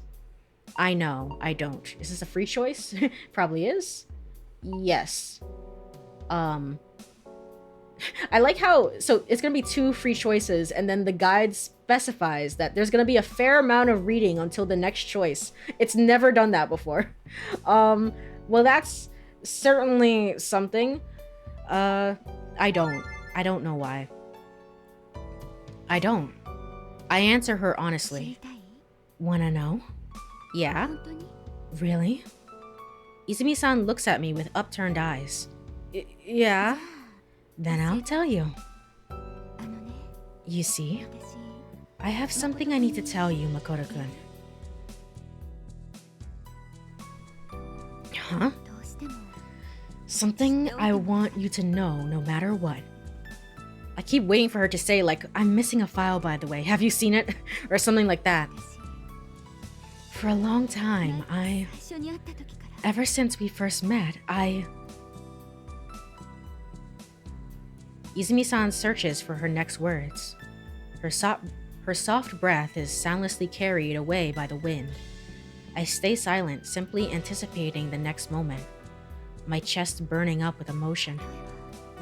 For example, just for example, right? It's like this. The starry sky we're looking at right now, the brilliant light from these stars isn't coming from them at this very moment. Izumi-san says as she turns her gaze towards the sky. Right, they're coming from a different point in time, from back in the past. Pro Sun in Canis Minor, the light we see from it is 11 years ago. Regulus in Leo, the light we see from it is 84 years ago, which means it could be that by now that star is no longer shining. Yeah. At this very moment, we don't know if that star still exists or not. But that's kind of the beauty of it, you know? Is like not knowing if it's really actually out there because it's been so long. It really makes you appreciate the now moments, I guess, within your own life. It's not possible to say that everything visible is the truth. Isn't that how the human heart is? The human heart? Izumi-san nods while lowering her gaze back towards me. Nobody knows if what I think is true or not. What are you talking about? Do you have the cure syndrome? Whether the feelings I have are true, I don't even know myself. But even so, I thought that was okay. Regulus continues to shine the same way. I thought I'd be happier believing that. The most important thing might be whether you can believe it, rather than whether or not it's true. The sea breeze rustles gently. Only the sound of waves crashing against the rocky cliffs can be heard in the darkness. I can see Izumi-san's lips quivering slightly. Her eyes, reflecting the starry sky, slowly scan the heavens. So, Makoto-kun, please don't say anything. I just want to tell you. There's something I need to tell you, Makoto. What is it? I can't look away from her dewy eyes. Makoto-kun, Izumi-san slowly and quietly takes a breath. And then, I really like you. Oh. Already? Okay. Okay. Makoto-kun. My heart beats considerably faster. My throat is dry and my body's getting hot. Is it because you've traveled back in time so you already know me more than I know you? I'm doing my best to hide how shaken I am.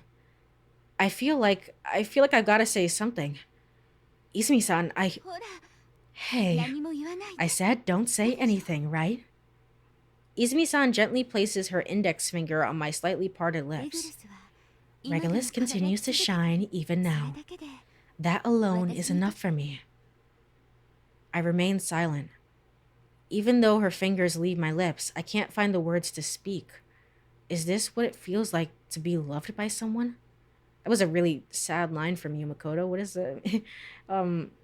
That's sad. You're sad, my guy. No, something's different, maybe. More than being loved by a human. It's more like being loved by a goddess, or even a demon goddess, or maybe something similar like that. 4:18 a.m. Returning to my room and laying in bed, I keep pondering. Maybe I should have said something. Something, then what? How do I feel about Izumi-san in the first place? Even such a simple thing seems to elude me. Izumi-san's smile is etched onto the back of my eyelids. When I close my eyes, her image appears in the dark. It proves hard for me to fall asleep. After a while, I glance at my watch. It's already past 4:30 in the morning. The date reads Friday, April 5th. Naturally, tomorrow's Saturday, April 6th. Saturday, April 6th. I mumble it aloud.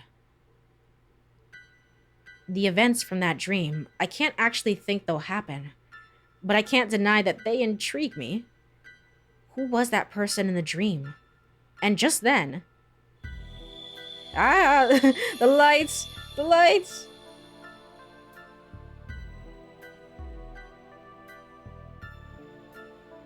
Oh, shit. Okay. Alright, I didn't realize. So we're saying canonically that it might be Izumi instead of Kurumi, even though it kind of fits so well with Kurumi, to be quite honest. Izumi-san. I'm in a daze. I can't quite grasp what just happened to me. An image suddenly appears before my eyes. Izumi-san lying on her side. A premonition.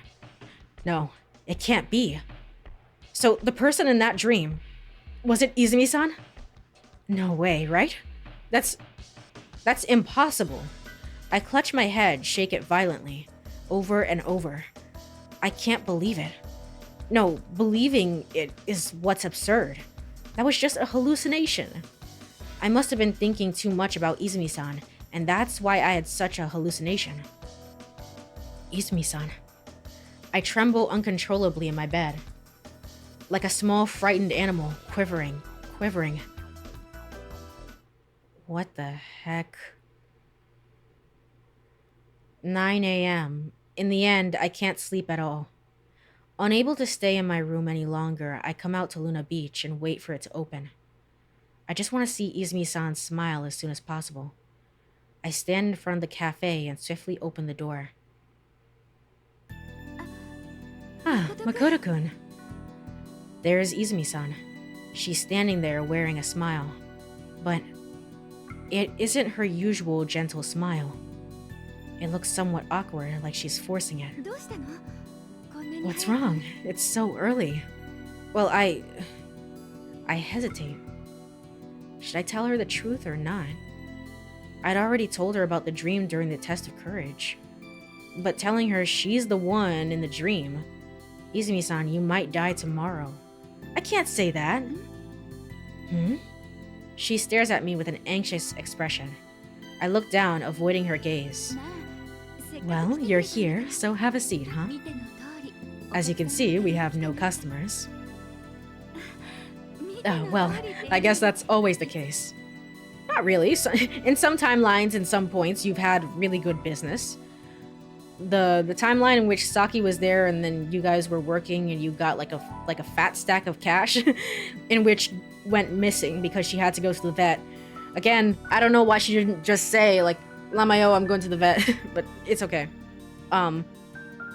Izumi-san says, stroking her hair with her hand.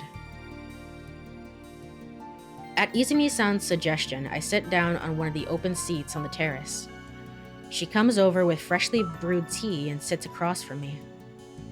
The sky over her shoulders is dimly overcast. Makoto-kun, you haven't had breakfast yet, have you?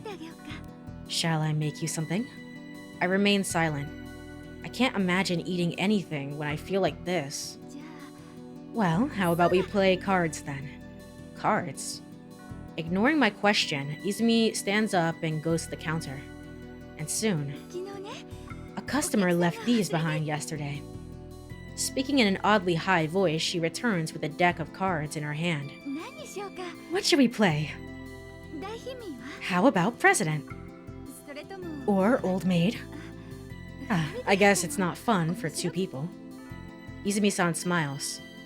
The more I look at that smile, the more my heart aches. Maybe I should tell her. Everything I saw. I've got to tell her to avoid the worst case scenario. Makoto-kun. Izumi-san puts the cards on the table. Maybe I shouldn't have said anything after all. Huh? What I said yesterday. If it's going to be this awkward between us, maybe I shouldn't have said anything. I'm sorry, okay? Makoto-kun. Don't. I've always been like this. I can't hold back.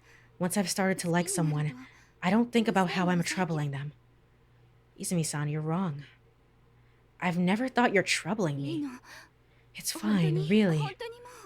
It's really just fine. I never deserved it from the start. Deserved it? I didn't deserve to fall in love with you, Makoto-kun.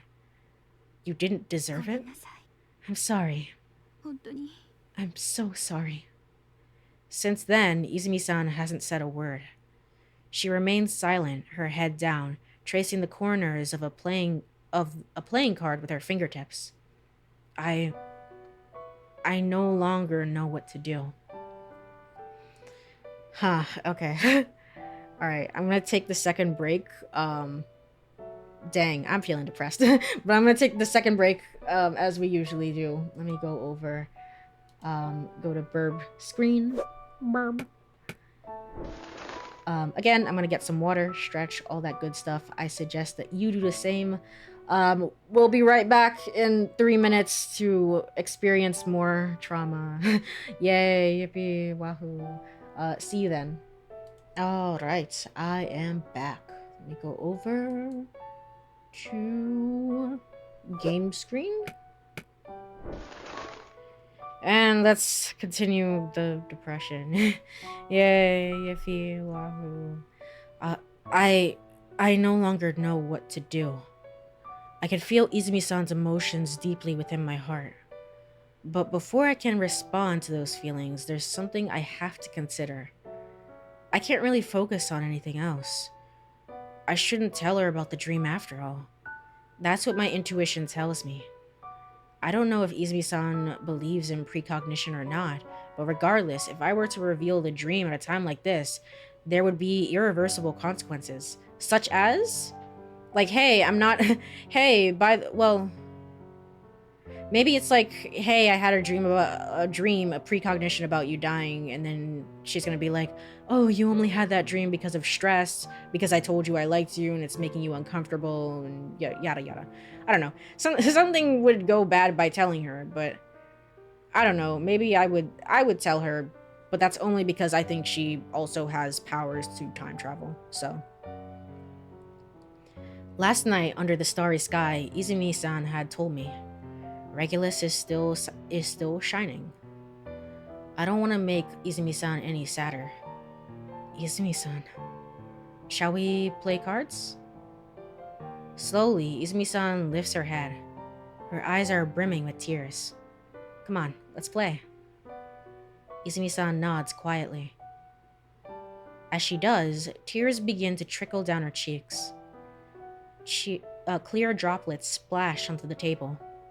Shoulders trembling, Izumi-san wipes away her cheeks with her palms. But no matter how many times she does, the tears keep falling. Izumi-san, I will definitely protect you. No matter what happens, I will protect you. I don't believe in premonitions anymore. So Izumi-san, you don't have to worry about anything. That's right, I remember well what Izumi-san told me during the test of courage. It's okay, you don't have to worry about anything, Makoto-kun. I will never forget that enveloping warmth or her kindness. Now I finally realized that Izumi-san is an irreplaceable, precious person to me. 11:13 a.m. By the time the redness has finally faded from Izumi-san's exhausted eyes. Hi, Kurumi. Morning! It's me, Kurumi. Thanks, Kurumi. Thanks. I'm friggin' depressed, but thanks for the greeting. Kurumi descends from the second floor, high-spirited as usual. Don't give me morning.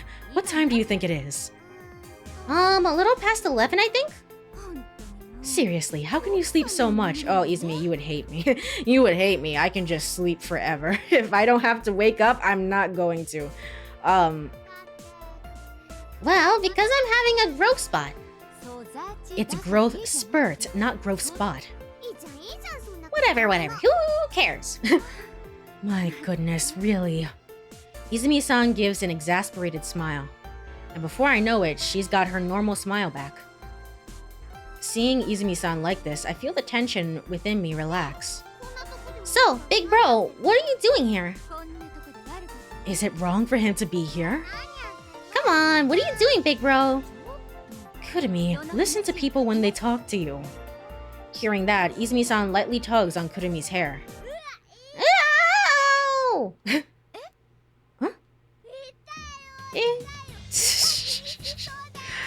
Kurumi!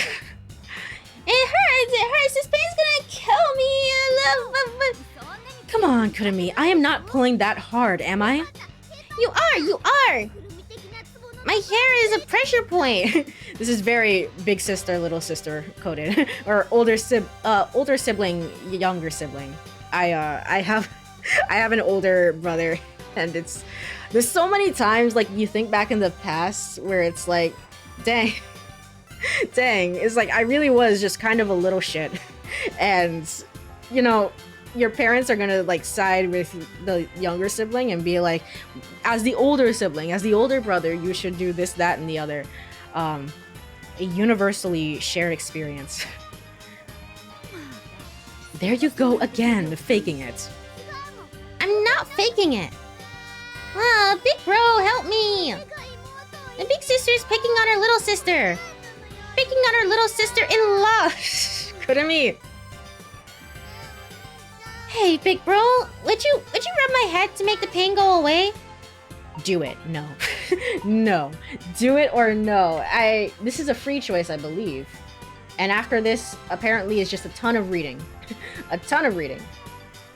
Yes, this is a free choice. So, in that case, you know what? We're gonna do it. Can't be helped, I guess. Now then, hocus pocus. I wish for Kurumi's pain to fly all the way to Andromeda. I pat Kurumi on the head.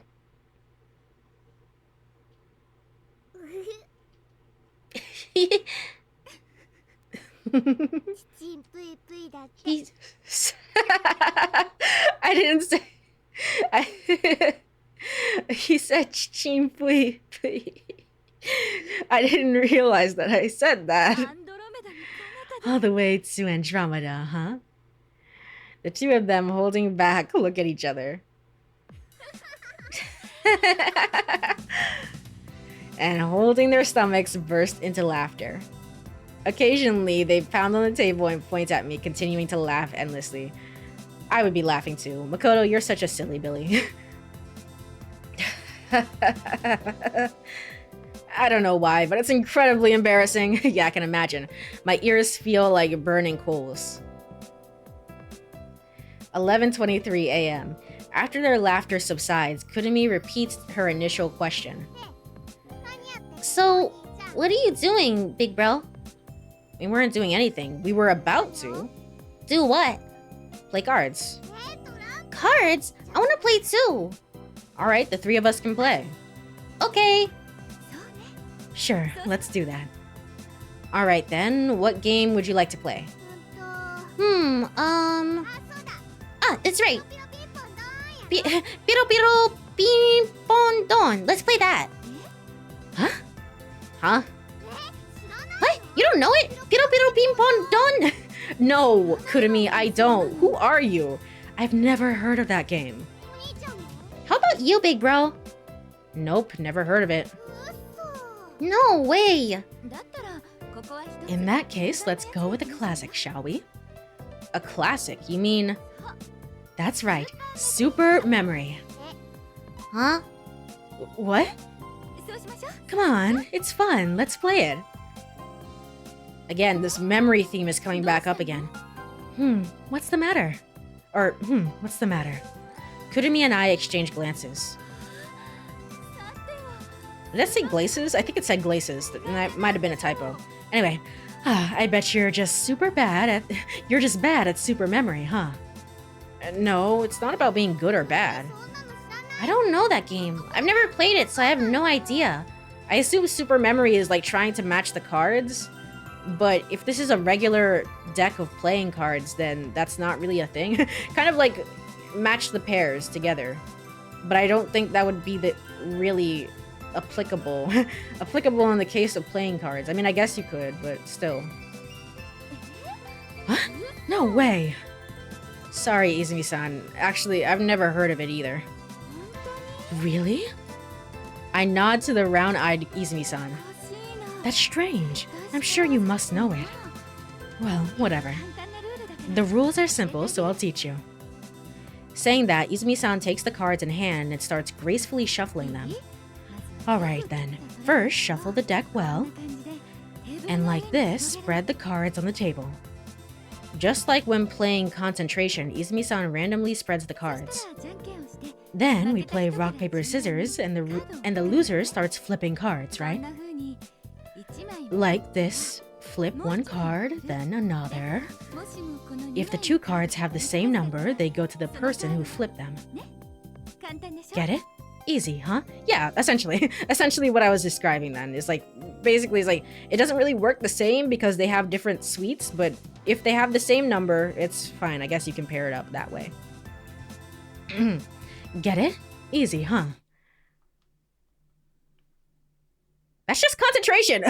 Oh, it's concentration? Oh, it is? Concentration? No, that's Piro Piro Pimpon. Shh, Kurumi, shut up! Shut up! Huh? Come on, both of you, don't just name it whatever you want.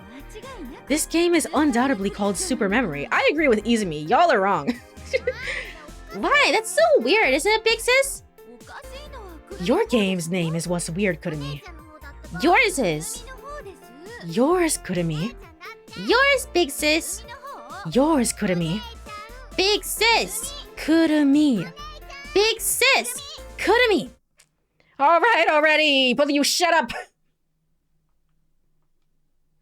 Let's just compromise and call it Piro Memo Concentration. Man, that name sucks. Piro Memo Concentration? 11:34 a.m. Why is the font different here in this one line? I don't understand. So that's how Izumi-san, Kurumi, and I end up playing Piro Memo Concentration. Alright, here we go. Piro and another Piro. Kurumi flips two cards, revealing the 3 of diamonds and the king of spades. Ah, so close. How is that close? I'm up next then. Memory and memory. Sounding suspicious, she reveals the ace of hearts and king of hearts.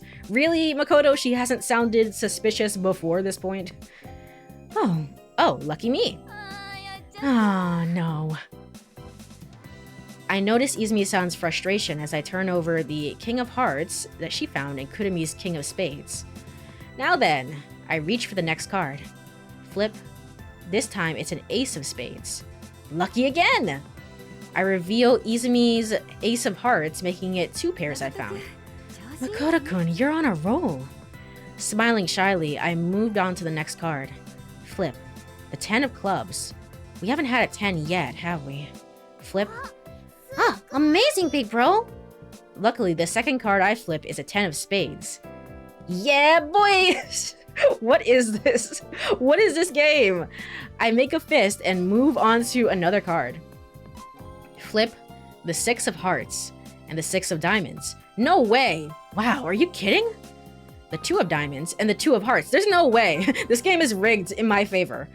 What the hell? This is incredible. the 4 of clubs, and the 4 of hearts. The king of diamonds and the king of clubs. The 9 of spades and the 9 of hearts. The jack of spades and the jack of diamonds. Flip. The plastic card makes a sharp sound amidst the silence. There's 7 red hearts on it. I slowly reach for the next card. My fingertips are trembling slightly. Flip. The 7 of clubs. Why? Well, it's gotta be a coincidence. A coincidence, huh? Okay, so we're having our premonitions of a previous loop, and we're not like putting 2 and 2 together, perhaps. Is what I'm gonna go with. To demonstrate that point, I randomly flip over 2 cards to reveal 8 of clubs and the 8 of diamonds. No way. A chill runs down my spine. I feel so anxious, not wanting to accept what's happening. I can't handle it. This is insane. I mutter as I flip a card. The queen of spades and the queen of clubs. The 4 of diamonds and the 4 of spades. The 5 of diamonds and the 5 of clubs. I would just stop flipping over cards at this point. I would just stop. I would just walk away. Like I'm driven by some unseen force, I continue flipping card after card.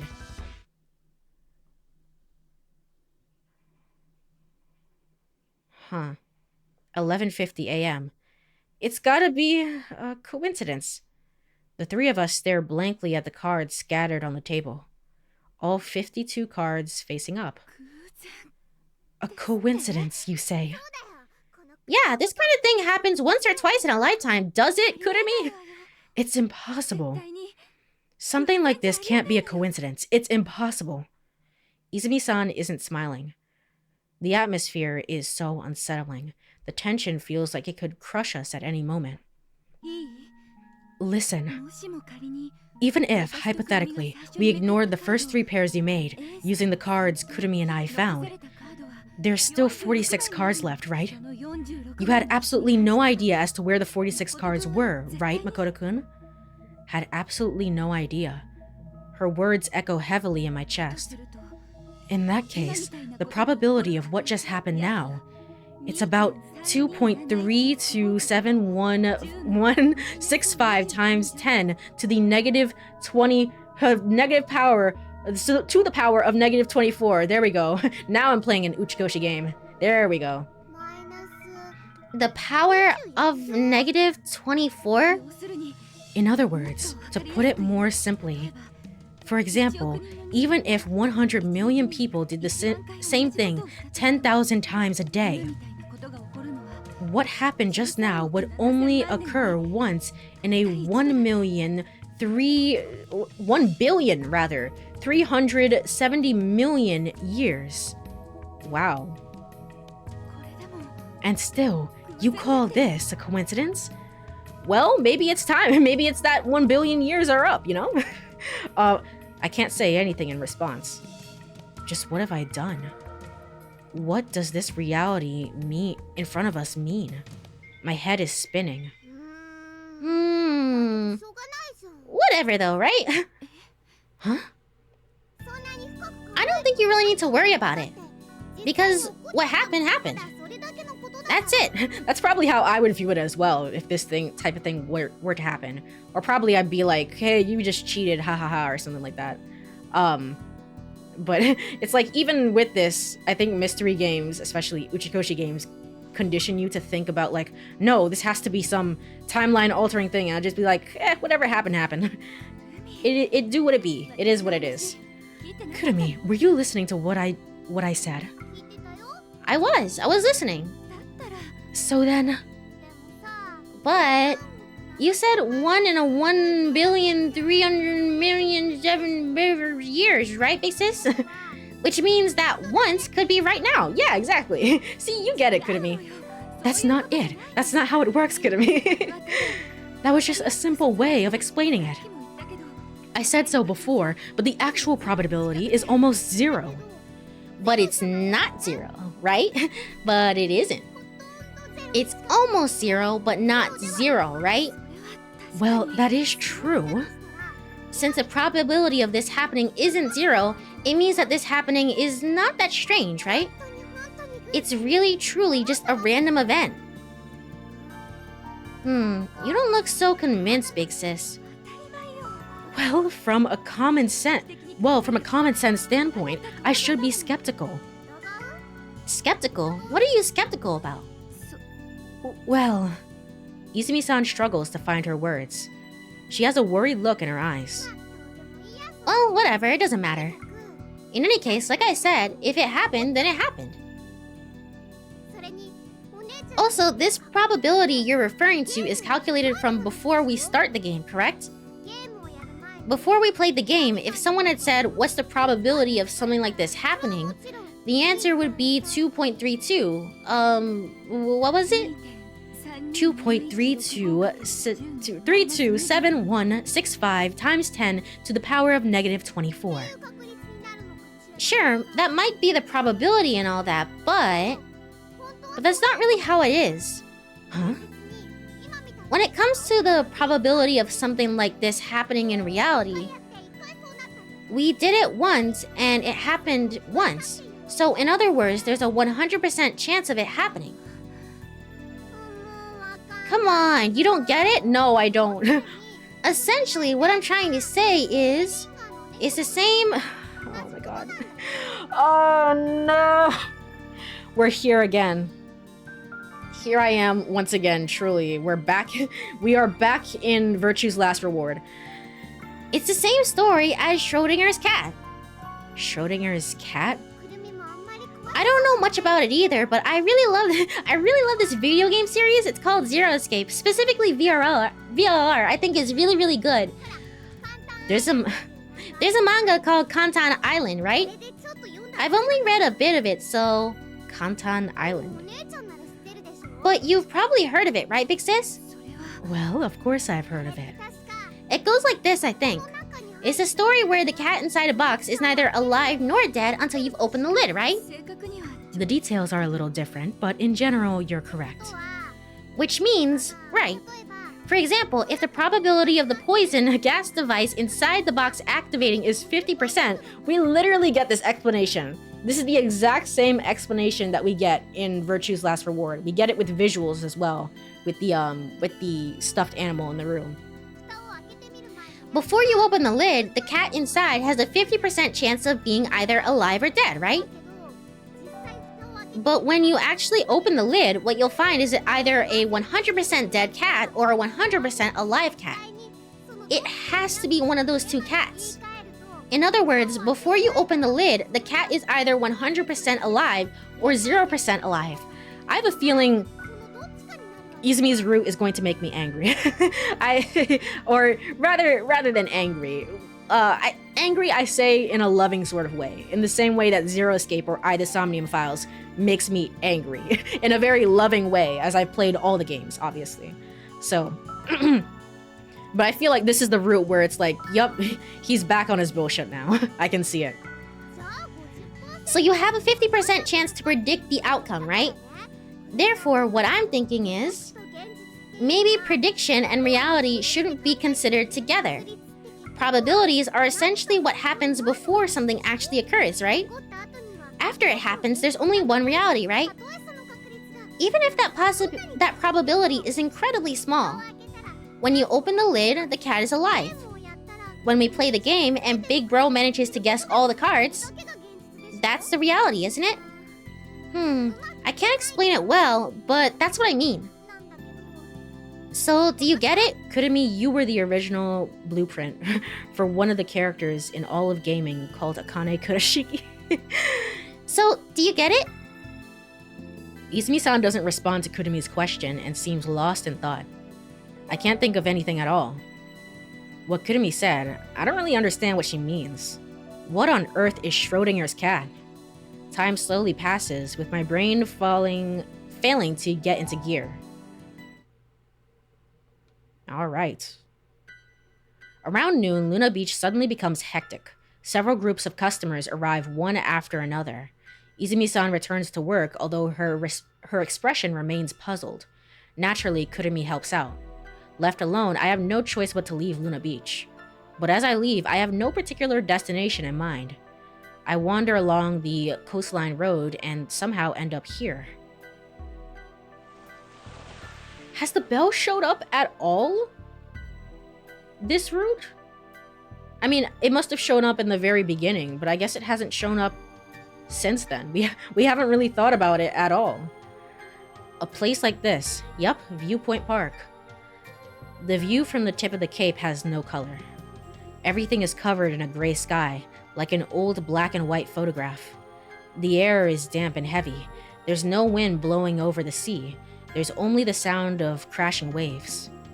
Schrodinger's cat, huh?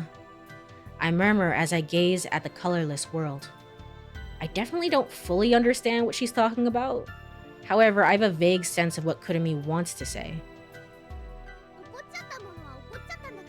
What happened has already happened, so there's no use worrying about it. I was about to say, aren't we a psychology student? Shouldn't we know about this?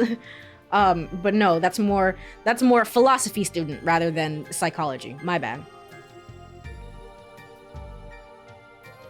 She probably wanted to say that what happened with the playing cards isn't such a mysterious event. But I really wonder. Well, when I think about it, not finding it mysterious would be weird. Guessing all the pairs, that's something that's absolutely impossible. Ah, the lights!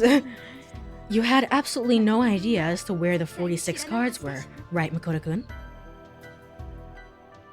Had absolutely no idea. Her words echo heavily in my chest. Something like that wouldn't have happened if I didn't know where all the cards would be. A premonition. Another premonition. Haruka falling at Tsukiyama, the rice being gone from Luna Beach, the earthquake at the Sukiya Hotel pool, the truck's battery, the dinner menu, and just now the playing cards? But hold on. Is that really what's going on? Is the phenomenon with the cards really a premonition? For instance, if I had known in advance the positions of all the cards, I should have been able to intentionally flip over the different cards that wouldn't make a pair. Exactly. This is again playing into like the memory loss aspect, which might be playing into cure syndrome or whatever. But that didn't happen. No, I couldn't make it happen. I didn't know where the matching cards were. I didn't know, so I ended up guessing all the pairs. If that's the case, what exactly was that premonition just now? If it's not just a premonition. Once again, my head begins to spin. With nothing to see, nothing to hear, only a mysterious fear wriggles in my heart. Why? Why is this happening? Everything starts with that dream. That hopeless dream I had on April 1st. If I hadn't had that dream, then this wouldn't have happened. Okay, there's the bell. Yay, we're thinking about the bell. Oh, boo, we're thinking about Izumi-san being dead. Boo. Izumi-san. But she doesn't have the bell in her hand in that particular photo. I mean, there's another hand that's off screen, so I don't know. Possibly. Are the events from that dream truly unavoidable? Can I no longer change the future whether I know about it or not? Then Izumi-san. Tomorrow, Izumi-san will... Makoto-kun. I do really like Izumi's Japanese voice performance. I do really like the voice. It's very smooth. Last night, Izumi-san told me, here, where I'm standing now. Really, why? Why? Why does Izumi-san have to die? Bam. I kick the iron fence with all my might. Bam, bam, bam, bam. I want to kick it until it breaks. With no other outlet, my anger overflows endlessly. I kick and kick, but the iron fence won't budge. It won't break at all. That's odd. In Saki's route, it definitely breaks. That fact frustrates me even more. Bam, bam, bam, bam. Bam, bam, bam, bam. The cold, sharp, metallic sound is swallowed up by the gray sky. 6:14 p.m. Have we been kicking this thing for like 3 hours or so? Night approaches. I feel the creeping presence of darkness. Right now, I'm sitting, leaning against the lighthouse wall. I feel the cold sensation of the wall against my back. The soles of my feet throb with heat and pain. I can't bring myself to take a single step. What should I do now? What's about to happen? My mind's still in chaos. What are you doing here? What are you doing here, Haruka? Hello? When I raise my head, Haruka's standing in front of me. Hi. Is something wrong? Why do you ask? Well, you don't look so good. That's so? Yeah. Well, I guess I'm going through some stuff. Some stuff? Yeah. Haruka frowned slightly at my reply. Makoto. You shouldn't overthink things too much. Why? Why are you a clairvoyant now suddenly? Huh? No matter how much you think about them, things will just happen as they're supposed to. You can't change what has already happened, and no one knows what will happen in the future, right? I can't hide my unease. It feels like she's reading my thoughts. People often regret the past, thinking they should have done this or that. But isn't worrying about that meaningless? Same goes for the future. We get excited over such trivial little things, thinking something good might happen, or get scared that something bad might happen. I think that's all a waste. We're only alive for the present moment, right? Again, really good callback into the stars and what Izumi was saying about they're in the past, they could essentially already be gone. It's not the past or the future, but just this moment that's real, right? So, Haruka trails off, closing her mouth, but I understand what she's about to say. Thank you, Haruka. I stand up. A light suddenly turns on, illuminating the area. I don't know why Haruka said what she did. I don't even know why Haruka is here, to be honest. Maybe she just thought, seeing my gloomy expression, that I must be worried about something mundane. But her words really saved me. What should I do now? Thanks to Haruka, I finally know the answer. Thank you. I show my appreciation once more. Haruka blushes slightly and averts her gaze. Aw. I liked your route, Haruka. I will say it was pretty cool. Pretty cool and neat. Unfortunately, that's not what's happening right now. Over Haruka's shoulder, I can see the iron fence. Several thin iron pipes jut out, bending toward the water. On the other side is a vast ocean. I can hear the sound of the sea breeze blowing by. Interesting. Parting ways with Haruka at Viewpoint Park, I return to Luna Beach. What do I need to do now?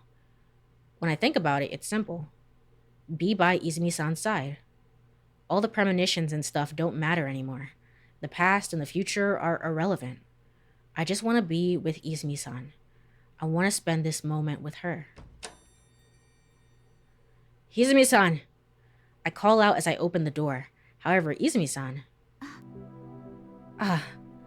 Alright, well with that, with some music, to start us off for this one. Let's go over and overwrite this. Treasure this moment. Izumi-san Cure Roots. 4-5. I don't know what's going on, man. I don't know what's happening, but I'm interested. Again, I don't understand why I needed to do the Izumi Cure route before I did the Izumi route. Maybe it's just not possible, right? Maybe I have to do the Cure route before I can do the regular Izumi route. But it's so strange to me because Yuka, obviously, we do her route first and then we unlock her Cure route from there. Also, unfortunately, which is devastating for me, it seems like the Cure routes might be important. If we're talking about Cure syndrome and everything else, it's like maybe I should go back and actually play through friggin' Yuka's Cure route and see. I don't know. I'm enjoying the Izumi side much more at the very least, so we'll see. If it's really, really interesting by the end, then maybe we'll actually go back on stream and play through it. But if not, I'm just gonna play through it off stream. We will see. Also, I did say that that after this game, we will jump immediately into Ever 17, which is the sequel to this game. That said, though, if you've been following me on Blue Sky, I did make a post. I was like, you know, I recently just downloaded No Sleep for Kaname Date, and maybe between game 1 and game 2, we might be checking that out. So Uchikoshi madness it just never stops. It's constant forever and ever. But with all that said, let me go ahead and look for somebody to raid if anyone is online.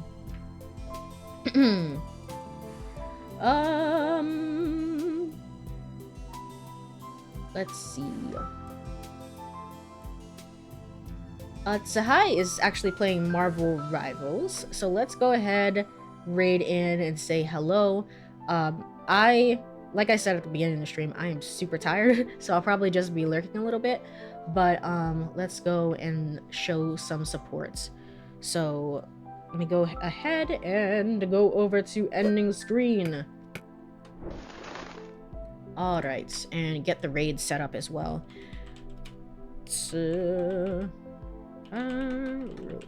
Okay. Alright, well, if you are here, thank you so much for hanging out for a little bit. I really appreciate it.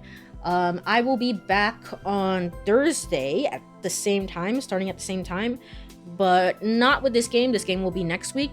Next, we will be checking out the demo of Tanuki Pond Summer. So, Delivery Girl VTuber playing through Delivery game, except I'm a Tanuki instead of a human girl. Yippee! Have a wonderful rest of your night or day or whatever time it is, everyone. Bye bye, bye bye, bye bye bye.